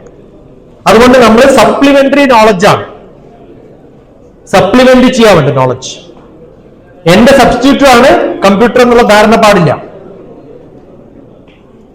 എനിക്ക് എങ്ങനെ ചോദ്യം ചോദിക്കാൻ പറ്റുമെന്ന് കൃത്യമായിട്ട് അറിയുമെങ്കിൽ ChatGPT will give an answer. ആ ചോദ്യം ചോദിക്കാനുള്ള ടെക്നിക്ക് നമ്മുടെ കുട്ടികളെ പഠിപ്പിക്കണം. അതുകൊണ്ട് ഇന്നത്തെ ഏറ്റവും ഡിമാൻഡുള്ള എഞ്ചിനീയറിംഗ് സബ്ജക്ട് ഏതാണെന്ന് അറിയാം നിങ്ങൾക്ക്? Prompt engineering. എന്താണ് പ്രോംപ്റ്റ് എഞ്ചിനീയറിംഗ്? ഈ ChatGPT വന്ന കാലം മുതലേ നിങ്ങൾക്ക് എങ്ങനെ അതിനോട് ചോദ്യം ചോദിക്കണം എന്ന് പഠിപ്പിക്കുന്നതാണ്. ആ ഡിസൈനിങ് ആണ് നമുക്ക് ആവശ്യം. ആ എബിലിറ്റി നമുക്കുണ്ടായാൽ you can perform much better. അപ്പൊ നമ്മുടെ കുട്ടികളില് നമ്മള് യൂസ്ലെസ് അല്ല ആവുന്നത്, നമ്മൾ അപ്ഡേറ്റ് ചെയ്തിട്ട് അവരെക്കാളും മെച്ചമായിട്ട് നമുക്ക് ചെയ്യാൻ പറ്റുന്ന തരത്തില് നമ്മൾ മാറും. നമ്മൾ അപ്ഡേറ്റ് അല്ലെങ്കിൽ എന്ത് പറ്റും? We will become outdated. Either you can become update or you become outdated. ഇതിൽ ഏതെങ്കിലും ഒന്ന് തീരുമാനിക്കാം. അതുകൊണ്ട് ഇന്നോവേറ്റീവ് ആയിട്ടുള്ള നല്ല ടീച്ചേഴ്സ് അല്ലെങ്കിൽ യു ആർ യൂസ്ലെസ്. അതാണ് മിക്ക ടീച്ചേഴ്സിനും പറ്റുന്ന അബദ്ധവും. അതുകൊണ്ട് നമ്മൾ നല്ല അസൈൻമെന്റ്സ് കൊടുക്കുക, ആ അസൈൻമെന്റ്സ് ഒക്കെ അവർ തപ്പി കണ്ടുപിടിച്ചോട്ടെ, no problem, there is nothing. ഞാൻ പറയട്ടെ, ഞാൻ ലാസ്റ്റ് ചെയ്ത ജോലി KL യൂണിവേഴ്സിറ്റിയിലെ ക്യാമ്പസ് ടു കോർപ്പറേറ്റ് എന്ന് പറഞ്ഞൊരു പേപ്പർ പഠിപ്പിക്കലാണ്. എല്ലാ ക്ലാസ് കഴിയുമ്പോഴും 10 ചോദ്യം കൊടുക്കും. 5 ചോദ്യം ഇന്റർനെറ്റിൽ നിന്ന് കോപ്പി ചെയ്ത് അതുപോലെ കൊടുക്കും. 5 ചോദ്യം ഞാൻ ഉണ്ടാക്കിയിട്ട് കൊടുക്കും. എല്ലാ പിള്ളേരും ഈ 5 ചോദ്യം അതുപോലെ കോപ്പി ചെയ്തിട്ട് ആൻസർ എഴുതും. അവർക്കെന്ത് ബുദ്ധിയില്ലാണ്ട, എനിക്കെന്ത് ബുദ്ധിയില്ലാണ്ട, എനിക്കറിയാം ഇത് ഇവരാ ചെയ്യുന്നത്. പക്ഷെ ഞാൻ അത് ഇവാലുവേറ്റ് ചെയ്യാറില്ല. ഞാൻ കൊടുത്ത 5 ചോദ്യം മാത്രമേ ഞാൻ ഇവാലുവേറ്റ് ചെയ്യൂ. അതവരെ പറ്റിക്കാൻ വേണ്ടി ചെയ്യുന്ന 10 പ്രാവശ്യം അങ്ങനെ കൊടുത്തപ്പോഴത്തേക്കും പിള്ളേർക്ക് മനസ്സിലായി മാഷ് ഗൂഗിൾ നോക്കിയിട്ടൊന്നും കാര്യമില്ല, കാരണം മാഷ് നമുക്ക് മാർക്ക് തരില്ല. അത് കഴിഞ്ഞിട്ട് എല്ലാ എക്സാമിനേഷൻ ഞാൻ ഗൂഗിളിൽ തന്നെയാണ് കൊടുത്തത്, പക്ഷെ ഒരാളും സെർച്ച് ചെയ്തില്ല. മനസ്സിലായോ? നമ്മൾ അവരെ കവച്ചു വെക്കണം, അപ്പോഴേ അവരെ ടെസ്റ്റ് ചെയ്യാൻ പറ്റൂ. പിന്നെ കൊടുക്കുന്ന ക്വസ്റ്റ്യൻസ് ഒക്കെ ജോൺ എന്നുള്ളിടത്ത് പ്രഭു എന്ന് പേരിടും, ജോയ് എന്നുള്ളിടത്ത് വിനോദ് എന്ന് പേരിട്ടിട്ട് അങ്ങനെ കൊടുത്തു കഴിഞ്ഞാലും സെർച്ച് ചെയ്താൽ ഗൂഗിളിന് കണ്ടുപിടിക്കാൻ പറ്റില്ല. അത് എന്ത് എളുപ്പമെന്നറിയാം നമുക്ക് ക്വസ്റ്റ്യൻസ് ഉണ്ടാക്കാൻ. പക്ഷെ നമ്മൾ കുറച്ചും കൂടി അവരെക്കാളും ചാടിക്കടന്നാൽ we can do much better. അതുകൊണ്ട് എക്സാമിനേഷൻ എന്ന് പറയുന്നത് വളരെ എളുപ്പമാണ്. പക്ഷെ ഇന്നോവേറ്റീവ് ആയിട്ട് എക്സാം ഉണ്ടാക്കണമെങ്കിൽ you have to make little more creative ആവണം ടീച്ചേഴ്സ്. അതല്ലാത്തപ്പോഴാണ് ഈ പ്രോബ്ലം ഉണ്ടാവുന്നത്. എന്റെ ഓഗ്മെന്റഡ് റിയാലിറ്റി മൾട്ടിമീഡിയ ക്ലാസ് ഒക്കെ കാണണം. And there is a book on adaptive learning. ഇപ്പൊ നമ്മൾ 21st century എഡ്യൂക്കേഷൻ എന്നാണ് പറയാ, ആണോ അല്ലയോ? Yes or no? കുറെ ക്ലാസ് കേട്ടില്ലേ? കേട്ടോ ഇല്ലയോ? 21st century എഡ്യൂക്കേഷൻ ക്ലാസ് കേട്ടവർക്ക് ഒന്ന് കൈപ്പൊക്ക്. യെസ്, കേട്ട് കൈപ്പൊക്കൊന്ന്. ഇത്ര പേരെ കേട്ടിട്ടുള്ളതാണ് 21st century education is great എന്നൊക്കെ കേട്ടിട്ടുള്ളവർ. അല്ല, ഞാൻ പറയുന്ന ഭാഷ ഒന്നും മനസ്സിലാവില്ല. 21st century എഡ്യൂക്കേഷൻ ആണ് നമ്മൾ മുന്നോട്ട് കൊണ്ടുപോകുന്നത്, അതാണ് വേണ്ടതെന്ന് ക്ലാസ് കേട്ടിട്ടുള്ളവരുടെ കൈപ്പൊക്ക്. തലയിൽ വെച്ചോ, എന്റെ ജന്മം യൂസ്ലെസ് ആയി. സെഞ്ചുറി എന്ന് പറഞ്ഞാൽ 100 വർഷമാണ്. 21st century എന്ന് പറഞ്ഞാൽ 100 വർഷത്തെ എഡ്യൂക്കേഷൻ ആണ് നമ്മൾ പറയേണ്ടത്. അതുകൊണ്ട് ഞാൻ എഴുതിയ എല്ലാ പുസ്തകങ്ങളും 3-2-1 വേൾഡ് എന്നാണ് എഡ്യൂക്കേഷൻ. എന്താണ് 3-2-1 world? Third decade of 21st century. 2030 വരെ എഡ്യൂക്കേഷനിൽ എനിക്ക് എന്ത് മാറ്റം ഉണ്ടാക്കാൻ പറ്റും, അതാണ് നമ്മളിപ്പോ ഡിസ്കസ് ചെയ്യുന്നത്. 100 കൊല്ലത്തെ എഡ്യൂക്കേഷൻ നമ്മൾ ഡിസ്കസ് ചെയ്ത മണ്ടന്മാരാണ്. അല്ലെങ്കിൽ ഈ ChatGPT 5 കൊല്ലം മുമ്പ് ഉണ്ടായിരുന്നോ? അപ്പൊ നമ്മൾ എന്തിനെ കുറിച്ച് ഡിസ്കസ് ചെയ്യണം? 10 കൊല്ലം, 2030 വരെ. എന്റെ ബുക്കുണ്ട് ഇഷ്ടം പോലെ. ടീച്ചേഴ്സ് റോൾ ഇൻ 3-2-1 വേൾഡ് നോക്ക. Early child care education, LKG മുതൽ 3-ാം ക്ലാസ് വരെ എങ്ങനെ എഡ്യൂക്കേഷൻ വേണം. 4 പുസ്തകങ്ങൾ, ഒറ്റ പുസ്തകം മതി, ബൈൻഡ് ചെയ്യാൻ ബുദ്ധിമുട്ടായതുകൊണ്ട് 4ആക്കിയതാണ്. A to Z of education. ചാപ്റ്ററുടെ ഹെഡിങ് ABCD അങ്ങനെ Z വരെ കംപ്ലീറ്റ് എഡ്യൂക്കേഷനെ കുറിച്ച് ഏർലി ചൈൽഡ്ഹുഡ്. അപ്പൊ കുറെ റിസർച്ച് ചെയ്തിട്ടാണ് സംസാരിക്കുന്നത്. Gone through from the childhood to the highest PhD വരെ എങ്ങനെ എഡ്യൂക്കേഷൻ മാറ്റണം എന്ന് കൃത്യമായിട്ട് പഠിച്ചിട്ടായിരിക്കും. ഡോക്ടർ DPS, നേരത്തെ താങ്കൾ സൂചിപ്പിച്ചു ഫിസിക്സ് കെമിസ്ട്രി ഒക്കെ പഠിപ്പിക്കേണ്ടത് പ്രാക്ടിക്കലി ഓറിയന്റഡ് ആയിട്ടാണ് പഠിപ്പിക്കേണ്ടതെന്ന് പറഞ്ഞു. ശരിയാണ്, സമ്മതിച്ചു. നമ്മൾ എങ്ങനെയൊക്കെ ചെയ്യാറുണ്ട്. യഥാർത്ഥത്തിൽ ഒരു അക്കാദമിക് ഇയറിൽ 190 ദിവസം 180 ദിവസമാണ് വർക്കിംഗ് ഡേയ്സ് ഉള്ളത്. ഭാഗ്യം. അതില് 3 എക്സാമിനേഷന് 3x10 30 ദിവസം വീണ്ടും പറഞ്ഞു, 160 ദിവസം. ആ 160 ഡേയ്സിൽ ഞാൻ ഫിസിക്സ് കെമിസ്ട്രിയാണ് പഠിപ്പിക്കുന്നത്. അതിനാഴ്ചയിൽ 2 ദിവസമാണ് ഉണ്ടാവാറ്.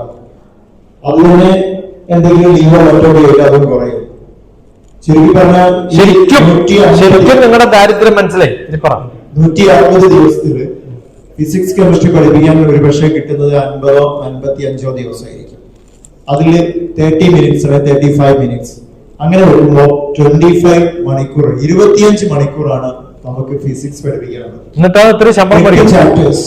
8 ചാപ്റ്റേഴ്സ് ഞാൻ പറയട്ടെ. തിയററ്റിക്കലി നമുക്ക് ആർക്കും ഒന്നും പറയാം.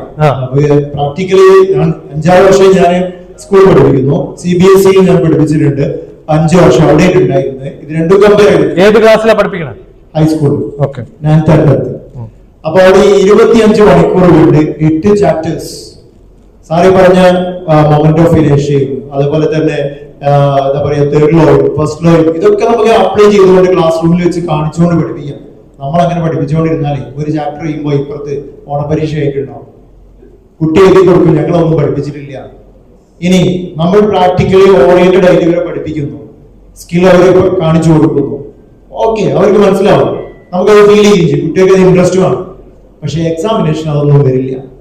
എക്സാമിനേഷന് നമ്മുടെ സ്റ്റേറ്റിന്റെ അല്ലെങ്കിൽ എന്താണെന്നറിയില്ല എഡ്യൂക്കേഷൻ സിസ്റ്റം അനുസരിച്ചുകൊണ്ട് ടെക്സ്റ്റ് ബുക്കിൽ എന്താണോ പാടി പഠിപ്പിച്ചത് അത് മാത്രമാണ് വരാറുള്ളത്. അപ്പൊ നമ്മൾ എന്ത് ചെയ്യും? അവിടെയാണ് അതിന്റെ ഏറ്റവും വലിയ പ്രശ്നം. സാർ പറഞ്ഞ പോലെ പഠിപ്പിക്കാൻ ഇഷ്ടമാണ്, പക്ഷെ അതിനനുസരിച്ച് പീരീഡ്. അപ്പൊ ഈ ഒരു ക്ലാസ് ശരിക്കും വേണ്ടത് എഡ്യൂക്കേഷൻ മിനിസ്റ്റർക്കോ അല്ലെങ്കിൽ ടെക്സ്റ്റ് ബുക്ക് എന്താ പറയാ നിർമ്മിക്കുന്നവർക്ക് അവർക്കാണ് കൊടുക്കേണ്ടത്. ഞങ്ങൾ എന്ത് ചെയ്യുന്നത് ഒരു ക്വസ്റ്റ്യനാണ് വിടുന്നത്. ഞങ്ങൾക്ക് ഇത്തരത്തിൽ ക്ലാസ് എടുക്കാനാണ് ഇഷ്ടം, പക്ഷെ സാധ്യമല്ല. നമ്മുടെ മുമ്പിലുള്ള പ്രതിസന്ധികളാണ് ഏറ്റവും. അപ്പൊ അതുകൊണ്ട് നമ്മൾ ഈ ജോലി നിർത്തി പോകില്ല. കാരണം നമുക്ക് അതിന്റെ ആവശ്യമില്ല. കാരണം നമ്മൾ ശമ്പളം കിട്ടുന്നുണ്ട്, നമ്മളെ എന്താ പറയാ നമ്മളെ ഏൽപ്പിച്ച കാര്യം നമ്മൾ പൂർത്തിയാക്കുന്നുണ്ട്. എന്താ പറയാ, ചീഫ് മിനിസ്റ്ററെ നമുക്ക് മാറ്റാൻ പറ്റില്ല, എഡ്യൂക്കേഷൻ മിനിസ്റ്ററെ മാറ്റാൻ പറ്റില്ല, മാറ്റിയിട്ട് വല്ല കാര്യമില്ല. ഹയർ എഡ്യൂക്കേഷൻ മിനിസ്റ്റർ എന്റെ വീട്ടിന്റെ താഴത്തിരിക്കുമ്പോൾ ഞാൻ മുകളിൽ ഇതിനെതിരെ സംസാരിച്ചുകൊണ്ടൊരു വീഡിയോ ഇട്ടിട്ടുണ്ട്. ഞാൻ ഡേറ്റ് കൃത്യമായിട്ട് ഞാൻ എപ്പോഴും പ്രൈവറ്റ് ആയിട്ട് ഞാൻ പറഞ്ഞുതരാം. ബിന്ദു ഇരിങ്ങാലക്കുടയാണ്, എന്റെ വൈഫിന്റെ വീട് ഇരിങ്ങാലക്കുട, ക്ലാസ്മേറ്റ്സ് അവർ അത് കാണാൻ വന്നിട്ടുണ്ടായിരുന്നു. ബിന്ദു ഇരിക്കുമ്പോഴാണ് ഞാൻ മുകളില് ശിവൻകുട്ടിക്കെതിരെ ഒരു ക്ലാസ് പറയുന്നത്. അപ്പൊ സ്ഥിരമായിട്ട് യൂട്യൂബ് ഇടുന്ന ആളാണ്. ഇവരൊന്നും നന്നാവാക്കാൻ നമുക്ക് പറ്റില്ല. പക്ഷെ എന്റെ മുമ്പിലിരിക്കുന്ന 40 കുട്ടികളില് എല്ലാ കുട്ടികളെയും നന്നാക്കാൻ പറ്റില്ല, എല്ലാ കുട്ടികളെയും എല്ലാ പൊസിഷനിലും എത്തിക്കാൻ പറ്റില്ല. നിങ്ങളുടെ സ്കൂളിന്റെ ക്രെഡിറ്റ് എന്ന് പറയുന്നത്, എന്റെ സ്കൂളിന്റെ ക്രെഡിറ്റ് എന്ന് പറയുന്നത്, എന്റെ ബാച്ചിന്റെ ക്രെഡിറ്റ് എന്ന് പറയുന്നത്, എന്റെ ബാച്ചിലെ BSc ബാച്ചിൽ എത്ര കുട്ടികൾ നന്നായി, എന്റെ സ്കൂളിന്റെ ക്രെഡിറ്റ് എന്ന് പറയുന്നത് അവിടെ നിന്ന് ഞാൻ എത്ര പേരെ ഹയർ ആയിട്ട് എത്തിച്ചു എന്നതാണ്. അപ്പൊ നിങ്ങളുടെ സ്കൂളിലെ ഏറ്റവും ബ്രൈറ്റ് ആയിട്ടുള്ള നമ്മൾ ഫിൽട്ടറിംഗ് പ്രോസസ്സാണ് എഡ്യൂക്കേഷൻ ആദ്യം മനസ്സിലാക്കേണ്ടത്. 10ാം ക്ലാസ്സിൽ എല്ലാവരെയും 12ാം ക്ലാസ് ആക്കണമെന്നൊന്നുമില്ല. അതിൽ ചാനൽ ഉണ്ടാക്കി ഫിൽട്ടർ ചെയ്ത് ചില സ്ഥലത്തേക്ക് എത്തിക്കുന്നു. 12 കഴിഞ്ഞ് മാത്സ്, ഫിസിക്സ്, കെമിസ്ട്രി, ബയോളജി പഠിച്ച ഒരാളിൽ കുറച്ചു പേര് MBBS പോകുള്ളൂ, കുറച്ചു പേര് എഞ്ചിനീയേഴ്സ് ആവുള്ളൂ. അവർക്ക് ഏറ്റവും ബ്രൈറ്റ് ആയിട്ടുള്ളവർക്ക് കുറച്ച് ഒരു ഇൻപുട്ട് കൊടുത്ത് അവരെ ബൂസ്റ്റ് ചെയ്യാൻ പറ്റുന്ന ഒരു സ്ഥലമാണ് നമ്മുടെ ക്ലാസ്. എല്ലാ സ്ഥലത്തും എക്സാമിനേഷനും ടെസ്റ്റ് നടക്കും. 2 സ്ഥലത്ത്, ഒന്ന് സ്കൂൾസിലും മറ്റൊന്ന് എവിടെയാ ഹോസ്പിറ്റൽസിലും. ബ്ലഡ് ടെസ്റ്റ്, ബ്ലഡ് എക്സാമിനേഷൻ എന്നൊക്കെ പറയാം, ആണോ അല്ലയോ? നമ്മൾ ടെസ്റ്റും എക്സാമിനേഷനും കഴിഞ്ഞാൽ നീ തോറ്റു, നിന്നെ ഒന്നിനും കൊള്ളില്ല എന്നൊക്കെ പറഞ്ഞ് സർട്ടിഫൈ ചെയ്ത് വിടും ടീച്ചേഴ്സ്. ഡോക്ടർമാർ എന്താ ചെയ്യാം? അവരെ ട്രീറ്റ് ചെയ്ത് മാറ്റി പിന്നെയും ടെസ്റ്റ് ചെയ്ത് അസുഖങ്ങളൊന്നും ഇല്ല എന്ന് പറയുമ്പോഴാണ് ഡിസ്ചാർജ് ചെയ്യുക. അപ്പൊ നമ്മുടെ കടമ ഈ വിഷയങ്ങളൊക്കെ അവർക്ക് ഇൻട്രൊഡ്യൂസ് ചെയ്ത് കൊടുക്കുക എന്നുള്ളതാണ്. Teaching classroom is not a teaching classroom, it's a learning classroom. കുട്ടികളെ പഠിപ്പിക്കുന്ന വിധത്തില്, അവർക്ക് മനസ്സിലാവുന്ന വിധത്തില് അവരെ പഠിക്കാനുള്ള ഒരു എൻവറോൺമെന്റ്. എല്ലാവർക്കും പറ്റണമെന്നില്ല. ഒരു 80-90% you can do that, then you are A great teacher. ഏറ്റവും നല്ല ടീച്ചർ ആരാ? നിങ്ങളുടെ സ്കൂളിൽ ഒരു കുട്ടി വലിയ അറിവുള്ള ഒരാളാവുമ്പോഴല്ല, അതവരുടെ പാരന്റ്സിന്റെ കടമയാണ്. എന്റെ ക്ലാസ്സിൽ എല്ലാ കുട്ടികളും നന്നായാൽ as A teacher I can take credit. ഒരു സ്കൂളിൽ എല്ലാവരും നന്നായാൽ അതിന്റെ ഹെഡ് മാസ്റ്റർക്കോ മാനേജ്മെന്റിനോ ക്രെഡിറ്റ് എടുക്കാം. അപ്പൊ നമ്മൾ ട്രാൻസ്ഫോം ചെയ്യുന്നത് ഒരു ക്ലാസ്സിലെ കുട്ടികളുടെ പഠനത്തിന്റെ സ്റ്റൈലാണ്.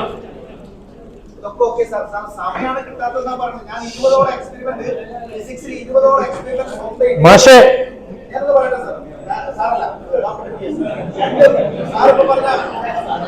കുഴപ്പമില്ല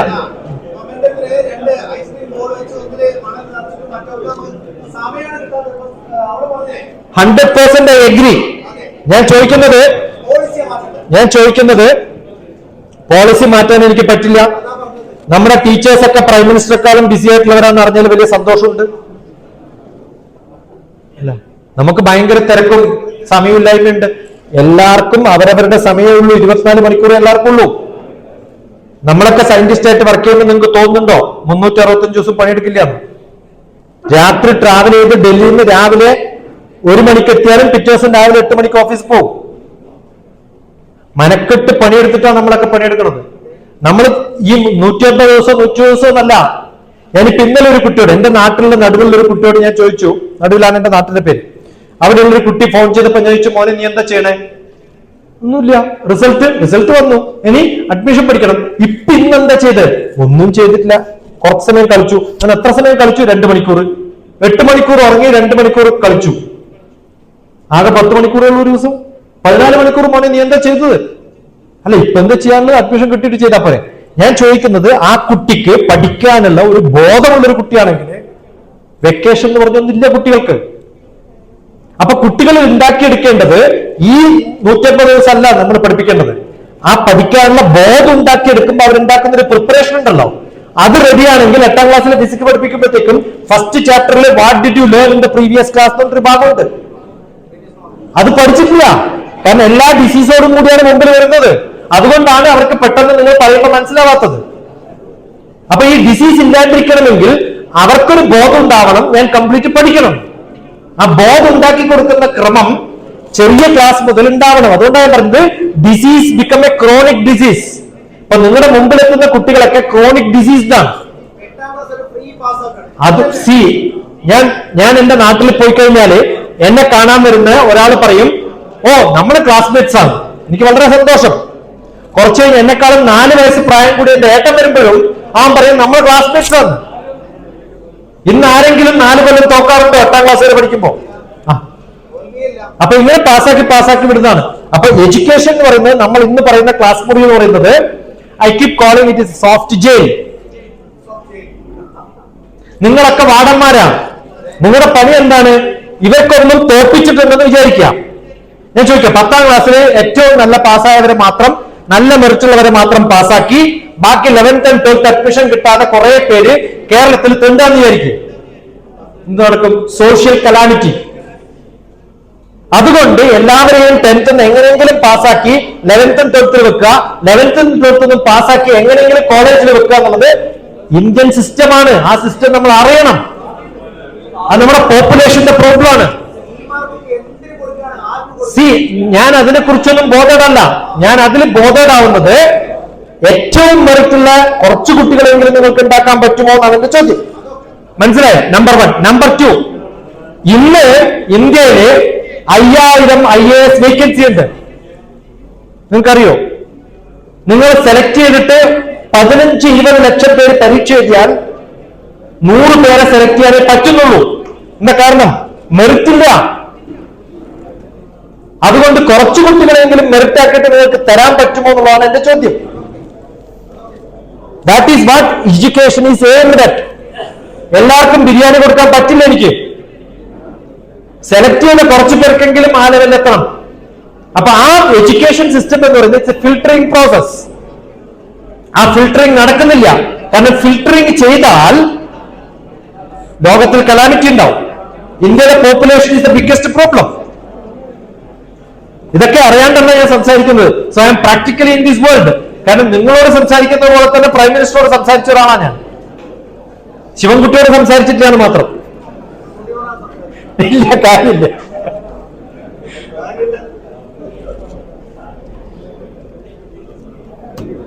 അപ്പൊ what you should know is first define objective and scope of U.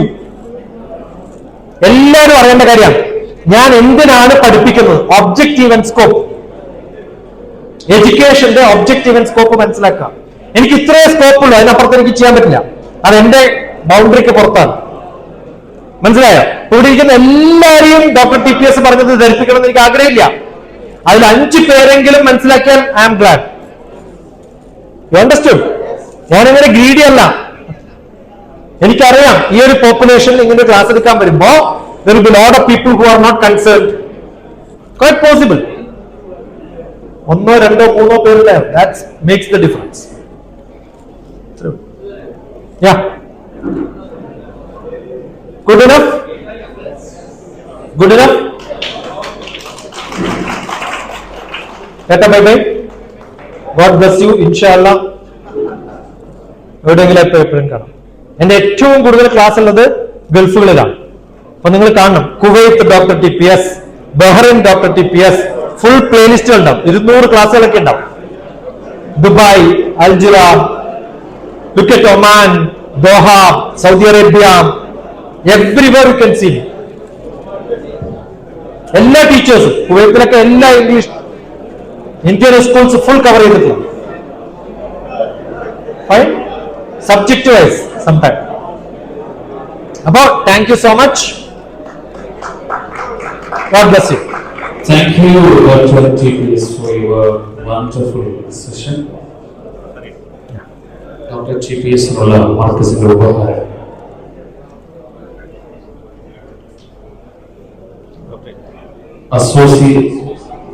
Associate Director of Education, Mr. Unais Muhammad.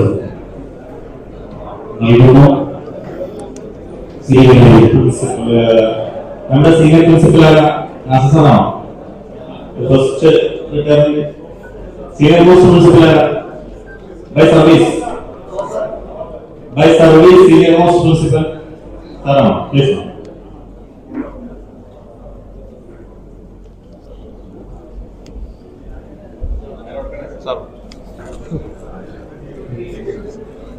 History.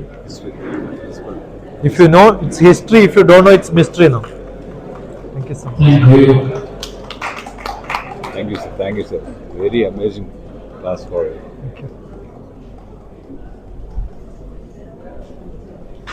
Thank you so much. Thank you.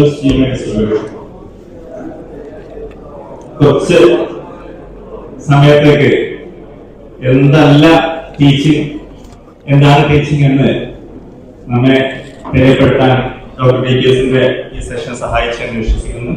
അദ്ദേഹത്തിന്റെ